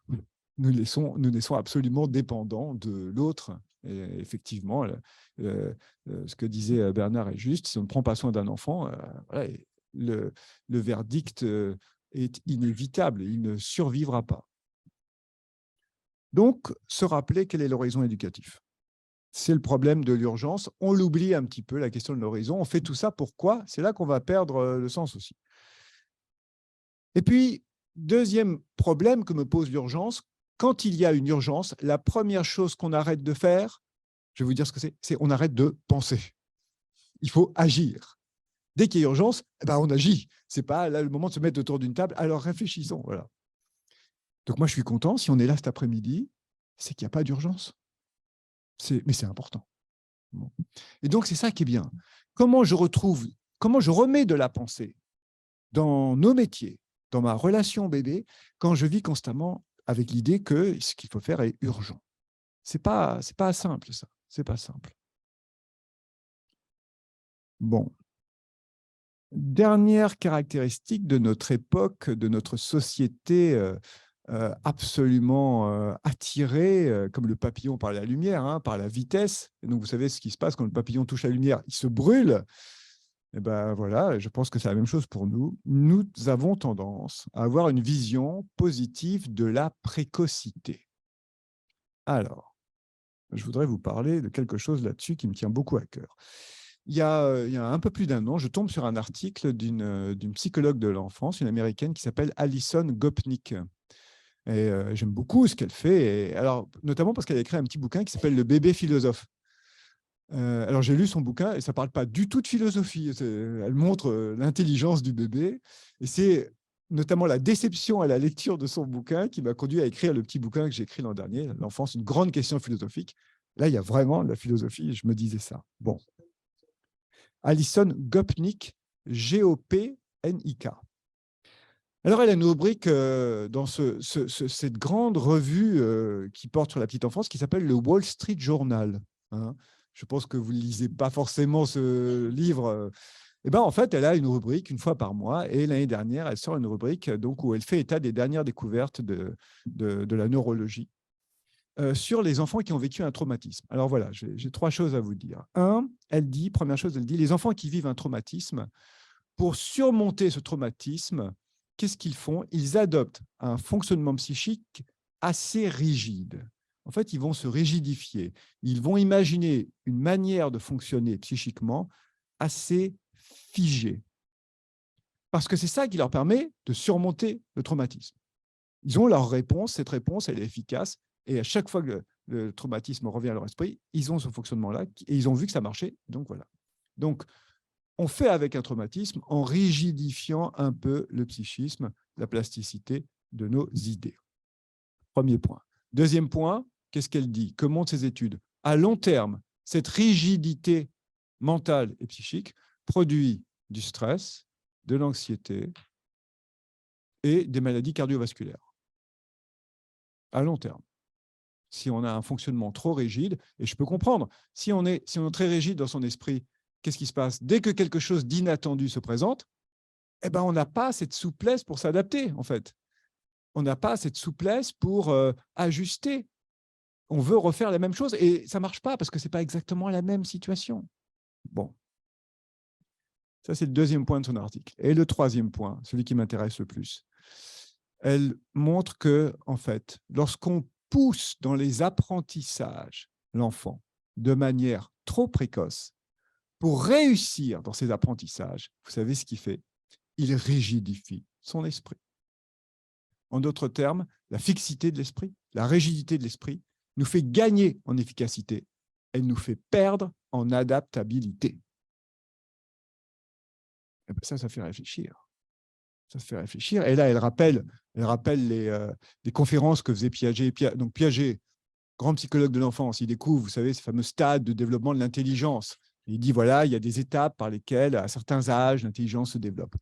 Et Piaget avait dit, voilà, je fais mes conférences partout dans le monde, mais quand je les fais aux États-Unis, à chaque fois que je la fais aux États-Unis, il y a toujours quelqu'un dans l'assistance pour me poser la même question. Il avait fini par appeler ça la question américaine. Et c'est quoi la question américaine pour Piaget? À chaque fois qu'il expliquait qu'il y avait des étapes dans le développement de l'intelligence, la question américaine, c'était « Monsieur, comment faire pour aller plus vite ?» Donc, j'ai presque envie de dire, c'est une très mauvaise idée, la précocité, parce qu'on va rigidifier, on va perdre en adaptabilité. Or, qu'est-ce qui va nous aider à inventer le monde de demain qui, on l'espère, sera quand même différent du monde d'aujourd'hui? En mieux, c'est de pouvoir s'ajuster, s'adapter, transformer, changer les choses. Bon. Donc, vous voyez, cette espèce de pression sociale, ce n'est pas simplement une injonction à aller vite, c'est aussi des effets qui sont presque contre-productifs pour ce dont la société dans son ensemble a besoin. Alors, dernier point de mon propos, comment entrer en résistance face à cette pression sociale? Comment prendre soin de l'enfance en lui donnant le temps dont elle a besoin? Alors évidemment, Rousseau avait une piste qui est pas mal. Il dit finalement, avec l'enfant, la meilleure chose à faire, c'est de perdre son temps. Bon, c'est pas mal. Mais c'est peut-être devenu difficile, ça. Voilà, j'imagine, les parents venant chercher leur enfant. Alors, qu'est-ce que vous avez fait aujourd'hui? Oh, on a perdu notre temps. Et il a appris quelque chose? Non, rien du tout. Alors, rien. Voilà. Donc, on ne peut pas trop perdre son temps. On ne peut pas non plus se vanter d'avoir gagné du temps. Parce que je viens de vous expliquer que ce n'est pas forcément une bonne chose à faire. Il va falloir inventer autre chose. Comment prendre soin de ce temps de l'enfance? Alors, j'ai une piste. Je vous la propose. Elle est ouverte à discussion, on verra. Ma meilleure piste pour moi, c'est que pour prendre soin du temps, il faut prendre soin de l'imagination de l'enfant. Il faut prendre soin de quelque chose qui s'appelle l'imagination. Alors, j'insiste là-dessus pour une raison très simple, c'est que l'imagination est en train de devenir, ou est déjà devenue, le grand oublié des livres sur l'enfance qui ont beaucoup de succès auprès des parents. Il y a des best-sellers de librairies sur comment prendre soin de ses enfants. Et donc, je suis allé voir un peu ce qui se dit, bien sûr. Donc, comme on enregistrait, je ne vais pas donner de nom, mais vous voyez que dans ces bouquins où on donne beaucoup de conseils, beaucoup d'outils, beaucoup de baguettes magiques aux parents, où on leur dit, bah voilà, quand l'enfant pleure, il faut faire ça, il y a 9 étapes. Dans ces bouquins-là, il n'y a pas une seule fois le mot imagination. Alors, on parle voilà, des lois naturelles de l'enfant, on parle des émotions, on parle des émotions du parent aussi, beaucoup. Bon, voilà. Donc, très bien, moi je prends tout ça. Mais il y a quand même, tout ça se fait sur un fond d'oubli de l'imagination. Parfois, on parle de créativité, mais pour moi, les deux, voilà, le passage de l'un à l'autre n'est pas forcément automatique et ce n'est pas forcément lié. Alors, je me suis demandé comment ça se fait qu'aujourd'hui, on peut lire un livre sur l'éducation, un livre qui nous promet de réussir l'éducation de nos enfants. Je veux dire, avec un titre comme ça, c'est normal que ce soit un best-seller. Quel parent ne veut pas réussir l'éducation de ses enfants? Donc, vous imaginez, vous êtes parent, vous dites, ah non, moi, non, je ne cherche pas du tout à réussir l'éducation de mes enfants, éventuellement à la rater. Voilà. Oh, je pourrais essayer ça. Comment rater une éducation? Peut-être ça se vendrait aussi, je ne sais pas. Bon, ouais. Alors, je me suis demandé, pourquoi on oublie l'imagination? J'ai trouvé la réponse. En gros, on ne pense pas à l'imagination parce que notre société, elle a confié le soin de développer l'imagination à des machines. Elle a confié l'imagination de ses enfants à des machines. Et par machine, j'entends bien sûr les écrans, massivement présents, et on commence à prendre la mesure du problème, ok. Mais j'entends aussi un jouet qui est très à la mode, qui est une boîte à raconter des histoires. Vous connaissez peut-être cette boîte. Voilà. Alors, bon, moi, mon but n'est pas d'adresser des reproches ou des critiques et tout ça. Je dis juste, ce qu'on cherche avec ces boîtes, ce n'est pas développer l'imagination des enfants, c'est gagner du temps quand on est parent. Okay, si c'est ça, ok, je suis d'accord. Alors, les petites boîtes qui racontent des histoires, parce que ce n'est pas des écrans. Qu'est-ce qui se passe? C'est pas mal, on se dit quand même, il peut choisir des aspects de l'histoire. Il peut choisir, l'enfant, si c'est une voix de femme ou une voix d'homme. Il peut choisir si c'est une histoire plutôt de princesse ou de chevalier. Alors, au passage, les clichés de genre sont bien réactivés. Bon. Il peut choisir les objets qui vont avoir un rôle dans l'histoire. Bon, donc, on se dit, là, c'est l'imagination, vous voyez? Bon. Alors, bien sûr, moi, j'ai eu des enfants quand ils étaient petits, ils écoutaient aussi des histoires. Moi-même, quand j'étais petit, j'avais des histoires sur cassette, sur 33 tours, moi, j'avais. Alors, j'adorais changer la phase, 33 tours, il ne fallait pas mettre les doigts, j'y arrivais pas, c'était horrible. Mais voilà. Et puis, mes enfants, ils ont eu les histoires sur CD avec la voix de Marlène Jobert. Alors ça, c'était pratique parce qu'on pouvait mettre 37 histoires sur le même CD. Ah, bon, il n'y avait pas à tourner la face au bout de 23 minutes. Aujourd'hui, qu'est-ce qu'il y a? Il y a une différence. Aujourd'hui, il y a une fonction, alors je ne sais pas si vous la connaissez, les parents peuvent s'enregistrer en fait, en train de raconter l'histoire. À l'usage, ce que moi je vois quand je parle de ça autour de moi, ce n'est pas les parents qui s'enregistrent, c'est les grands-parents qui sont sollicités. En général, la grand-mère qui raconte l'histoire, et donc l'enfant va s'endormir en écoutant tous les soirs l'histoire racontée par la voix de la grand-mère. Okay. Moi, quel souci j'ai avec ça? Le seul problème du point de vue du développement de l'enfant, c'est que l'histoire est toujours la même. Il n'y a pas de changement. Il n'y a pas de parent fatigué qui va s'arranger en sautant un petit passage de l'histoire. Mais heureusement, comme l'enfant il a déjà entendu des centaines de fois l'histoire, ben oui, il fait comme il peut. Le parent, il a les invités dans le salon. Voilà, bon. Donc ça, c'est bien, ça. Bon. OK. Donc ça, si je ne prends pas une machine pour s'occuper de l'imagination des enfants, qu'est-ce que je peux faire et pourquoi je veux prendre soin de l'imagination? Je vous donne 3 pistes. Première piste, très intéressante pour moi, l'imagination est libérée des contraintes de la logique. On a le droit, dans l'imagination, de ne pas être logique. Vous savez, cette histoire fascinante qui fascine parfois les enfants, Alice au pays des merveilles, ce n'est pas très logique. Le Petit Poucet. Oh, quelle histoire terrible, le Petit Poucet. C'est encore l'histoire d'enfants dévorés, ça. Hein. Ou alors les parents qui se mettent d'accord pour perdre leurs enfants. Ce n'est pas logique du tout, mais chez les enfants, ça passe. OK. Bon. Pourquoi c'est important qu'il y ait aussi, de temps en temps, des temps qui échappent à cette dimension logique de la vie? Parce qu'effectivement, le développement de l'enfant, il est foncièrement, intrinsèquement lié à quelque chose de paradoxal. C'est le paradoxe qui constitue la colonne vertébrale du développement psychique du bébé, pour moi, d'un point de vue philosophique. Alors cette idée, paradoxalement, je ne l'ai pas trouvée chez un philosophe, je l'ai trouvée chez Winnicott. Je lis Jeu et réalité, et qu'est-ce qu'il dit dans Jeu et réalité? Que pour constituer son moi intérieur, il faut qu'il constitue le monde extérieur. mais l'un en même temps que l'autre, et tenir les deux. C'est un paradoxe, quoi, tenir deux instances aussi différentes en les distinguant. Exactement comme on disait tout à l'heure, qu'il faut se distinguer de l'autre, se séparer, mais sans se couper. Voilà, c'est du paradoxe. Ben moi, j'ai envie de dire, quand on est professionnel et qu'on prend soin des enfants, il faut savoir faire avec le paradoxe. Et Winnicott a cette phrase extraordinaire. Quand je l'ai lu, je me suis dit, bah, c'est de la philosophie. Il dit, je demande, j'imagine qu'il s'adresse aux professionnels de l'enfance et aux parents, je demande qu'un paradoxe soit accepté, toléré, qu'on admette qu'il ne soit pas résolu. Qu'on admette qu'il ne soit pas résolu. Ne cherchons pas à le résoudre trop vite. La tentation est grande dès qu'il y a une attitude contradictoire à vouloir résoudre. Combien de temps on tient avec le paradoxe? Donc, il ne faut pas aller trop vite peut-être pour résoudre ce paradoxe. Il faut tenir. Ce n'est pas simple. C'est pas simple. Donc, effectivement, l'enfant, il est paradoxal. Il va vouloir des choses contraires en même temps. Bon, il faut une capacité à supporter le paradoxe. Alors, petit problème, deuxième citation de Winnicott qui m'a beaucoup fait parler, cette capacité à supporter le paradoxe ne dépend pas d'une compétence technique ou théorique. Ce n'est pas quelque chose qui dépend d'une connaissance. Il a cette formule extraordinaire, je vous la livre à vous, professionnel de la petite enfance, il dit « Pour que les soins apportés à l'enfant soient bénéfiques, c'est le dévouement qui importe, non le savoir-faire ou les connaissances intellectuelles. »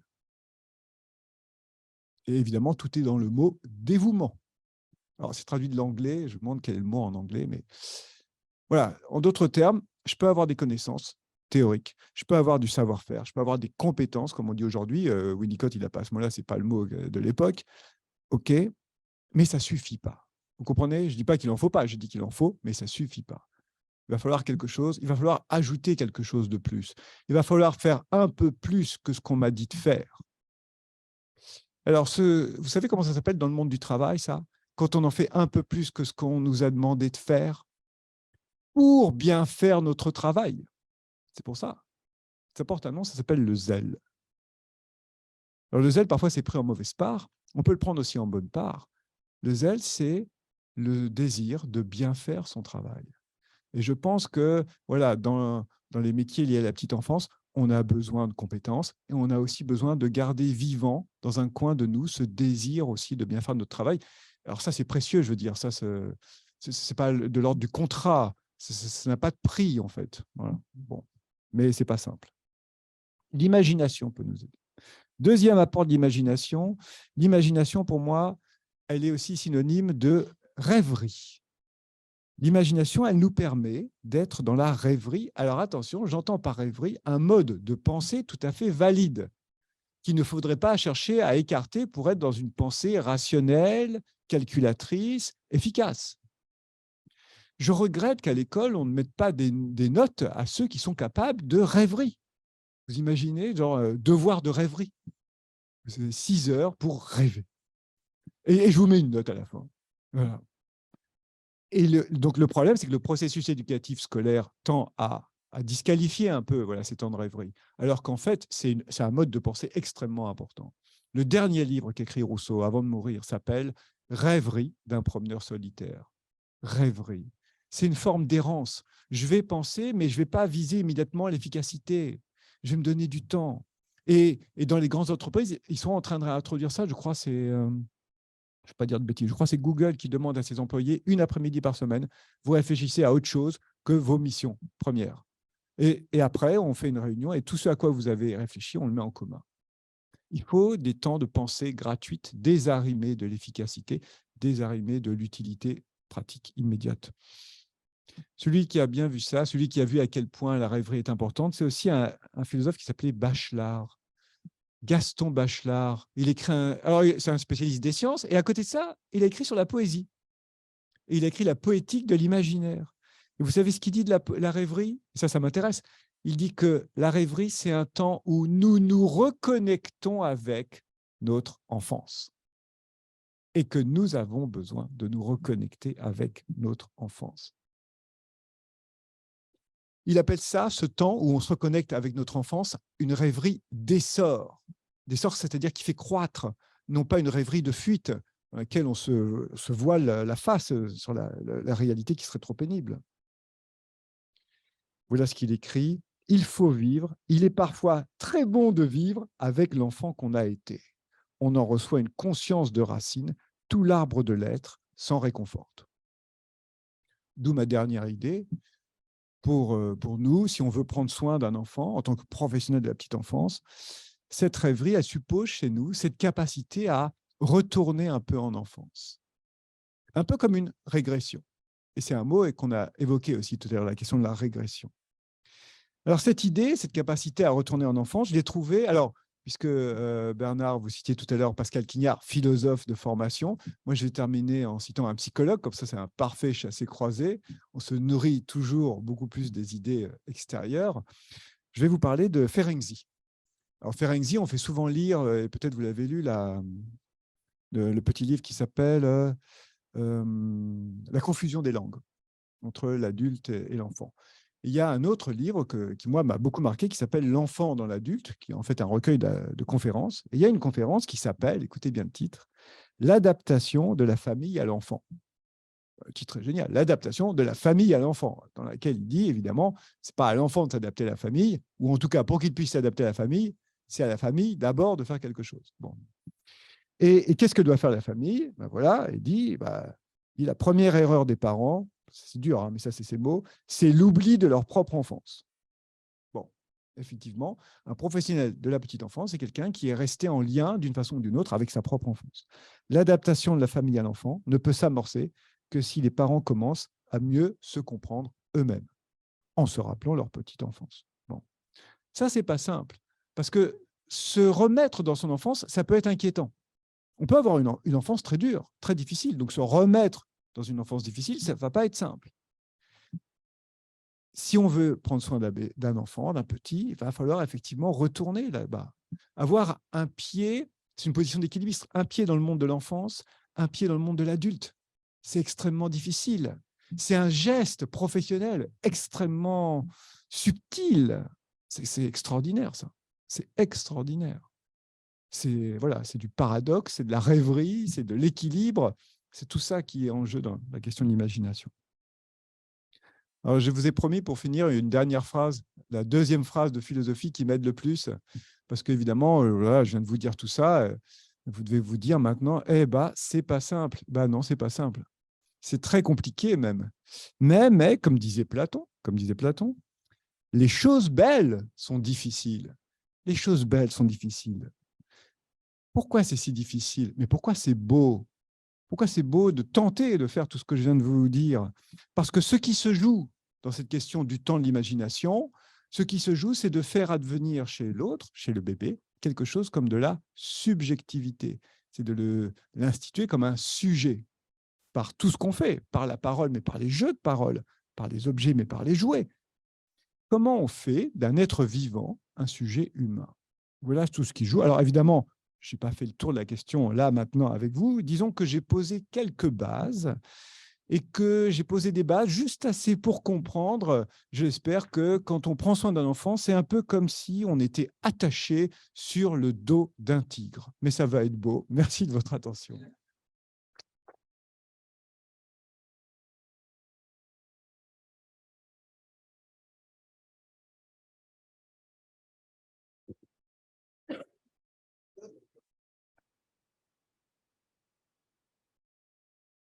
Alors, merci Laurent pour cette intervention. Alors, mon imaginaire me fait dire que nous avons une bonne dizaine de minutes pour revenir sur les questions de la salle, éventuellement 1 à 2 questions du webinaire.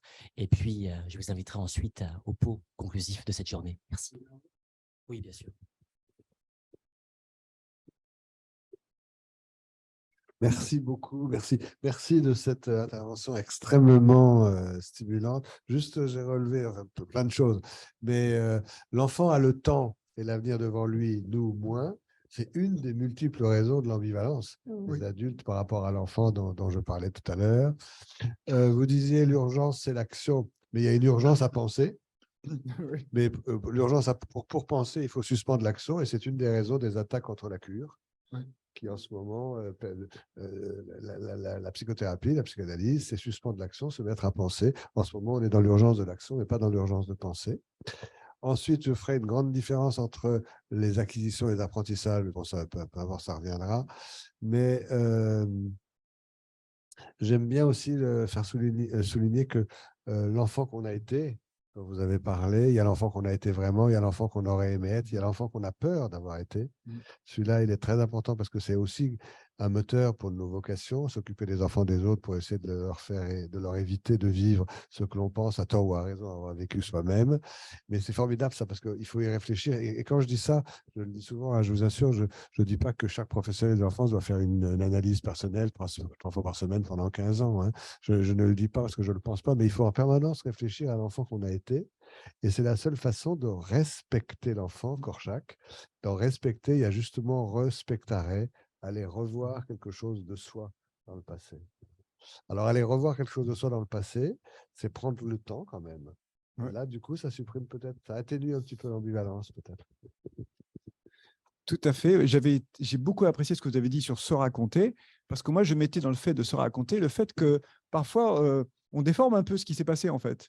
Et voilà, alors on peut le faire de bonne foi, pour autant, ce n'est pas une erreur.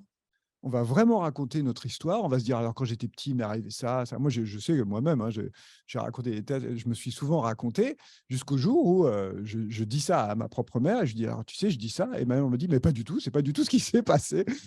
Et du coup, j'étais vachement inquiet parce que dans ma narration, c'était un épisode clé. Et donc, j'ai décidé aujourd'hui de continuer à raconter l'histoire à ma façon. Voilà. Oui, on verra, exactement.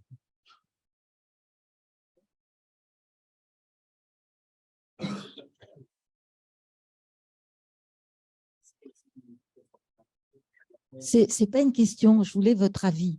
Ce qu'on pourrait appeler le temps virtuel ou un temps suspendu que les ados s'accaparent hein, pour les jeux. Est-ce que vous pensez que c'est un lieu définitivement où l'imagination est totalement exclue ou est-ce que vous pensez que malgré tout, l'imagination peut être là, peut exister? Enfin, si c'est... Alors, pour les ados, le psychisme adolescent et le psychisme petit enfant, il y a beaucoup d'échos et de grandes différences. Moi, je vois beaucoup les adolescents. Je travaille avec de psychisme adolescent en tant qu'enseignant. Les adolescents, ils sont dans ce qu'on appelle des mondes virtuels. Okay, donc, le mot virtuel n'est pas simple. Ce que moi, je vois, j'ai travaillé la question et je me suis rendu compte, c'est qu'en fait, nous appartenons tous à plusieurs mondes, en fait. Quand je lis un roman, par exemple, et que le roman est bon, et que je suis embarqué dans le roman, en quelque sorte, je suis dans le monde virtuel du roman. Et je n'ai pas de mal à sortir de ce monde pour revenir dans, on va dire, le monde réel. Okay, disons-le comme ça. Et je n'ai pas de mal, après, si par exemple, on me sollicite ou si on sonne à la porte, à retourner dans le monde virtuel. Ce qui est précieux, je trouve, du point de vue du développement, c'est cette capacité à faire un va-et-vient entre deux mondes différents. Ce qui pose... Alors, celui qui a vu ça, je crois que c'est Serge Tisseron qui dit ça, le problème, ce serait d'être clivé et de n'être que dans le virtuel, donc les jeunes appellent ça les no-life, hein, ou d'être que dans le réel, de ne pas avoir aussi cet échappatoire, et les jeunes, on appelle ça les gens trop terre-à-terre. Bon.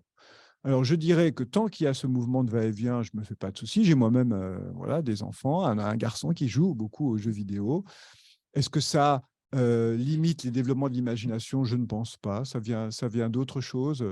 Il y a des relations comment dire, aux écrans qui sont plus délétères.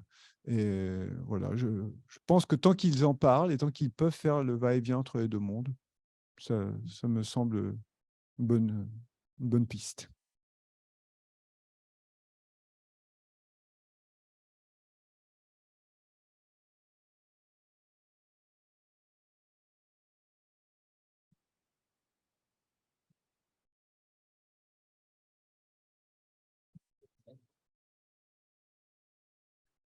Oui, on a une personne connectée au webinaire qui pose la question suivante. Est-ce que c'est possible de ne pas être en contact permanent avec l'enfant qui est en nous? Très facile. Ouais. Oui, je pense. Ouais. Alors, d'un point de vue psychologique, voilà, je laisse Bernard compléter s'il veut, mais d'un point de vue philosophique, oui. Et je pense au contraire que moi, dans mon petit livre, par exemple, j'ai fait un chapitre sur l'opposition enfant-adulte. Et je conteste cette opposition. Je conteste cette opposition. Je dis, voilà, c'est une opposition des adultes, d'ailleurs, de certains. Et donc, à quoi elle sert, cette opposition? Je ne pense pas qu'elle soit très utile. Quand j'écrivais le bouquin sur l'enfance, j'ai demandé à mes proches autour de moi, c'est quoi l'enfance pour vous? Tous m'ont dit, c'est une période de la vie. Et moi, je répondais, non, ce n'est pas une période de la vie. Parce qu'une période de la vie, ça veut dire à un moment, donc on sort de l'enfance, quoi. Et moi, je dis, mais alors, c'est quand qu'on sort de l'enfance? Et pour la petite histoire, c'est une histoire que j'ai souvent racontée. J'ai écrit le bouquin pendant le premier confinement et on ne pouvait pas voyager. Et il se trouve que voilà, ma mère habite à l'étranger, aux États-Unis. Les frontières étaient fermées, donc on ne pouvait pas aller aux États-Unis. Il n'y avait que 7 exceptions qui étaient prises en compte pour rentrer sur le territoire américain. Et la 7e, c'était, vous pouvez rentrer aux États-Unis si vous êtes l'enfant d'un résident permanent aux États-Unis. Il se trouve que ma mère est résidente permanente aux États-Unis. Donc, je dis, bah, c'est bon, je rentre dans les exceptions, j'achète mon billet, et tous mes amis me disent, non, mais ça ne va pas, tu vas te faire refouler à la frontière, parce que les Américains, les douaniers américains, ils ne rigolent pas. Hein. Je dis, bah, on verra bien. On verra bien. Je leur dis, mais pourquoi? Je suis toujours l'enfant de ma mère. Et ils me disent, non, non, non, mais tu n'es plus enfant. Je dis, ah bon, et quand? Bah, ça s'arrête à 18 ans. Je dis, pourquoi 18 ans? Voilà, donc à 18 ans, oui, c'est la majorité. Mais... Et donc, j'ai pris mon billet d'avion, je suis allé à l'aéroport. C'était effectivement compliqué, mais c'est passé. C'est passé. Oui. Par rapport à cette question, il y a deux choses un petit peu différentes, contradictoires. Il y a André Malraux qui disait, et puis le fond de tout, c'est qu'il n'y a pas de grandes personnes. Sous-entendu, nous sommes tous et toujours des enfants. Mais la question, c'est quel lien vivant on garde avec notre enfance. Et ça, je dis, c'est très facile de le perdre, par contre. Vous pouvez garder vos jouets. Je vous dis ça parce que moi, c'est ce que j'ai fait et j'ai adoré ça. Peut-être relire un peu Saint-Exupéry. Eh bien oui. Mm. Et le Petit Poucet. Ouais. Et le Petit Prince. Ouais. Le Petit Prince, voilà, oui.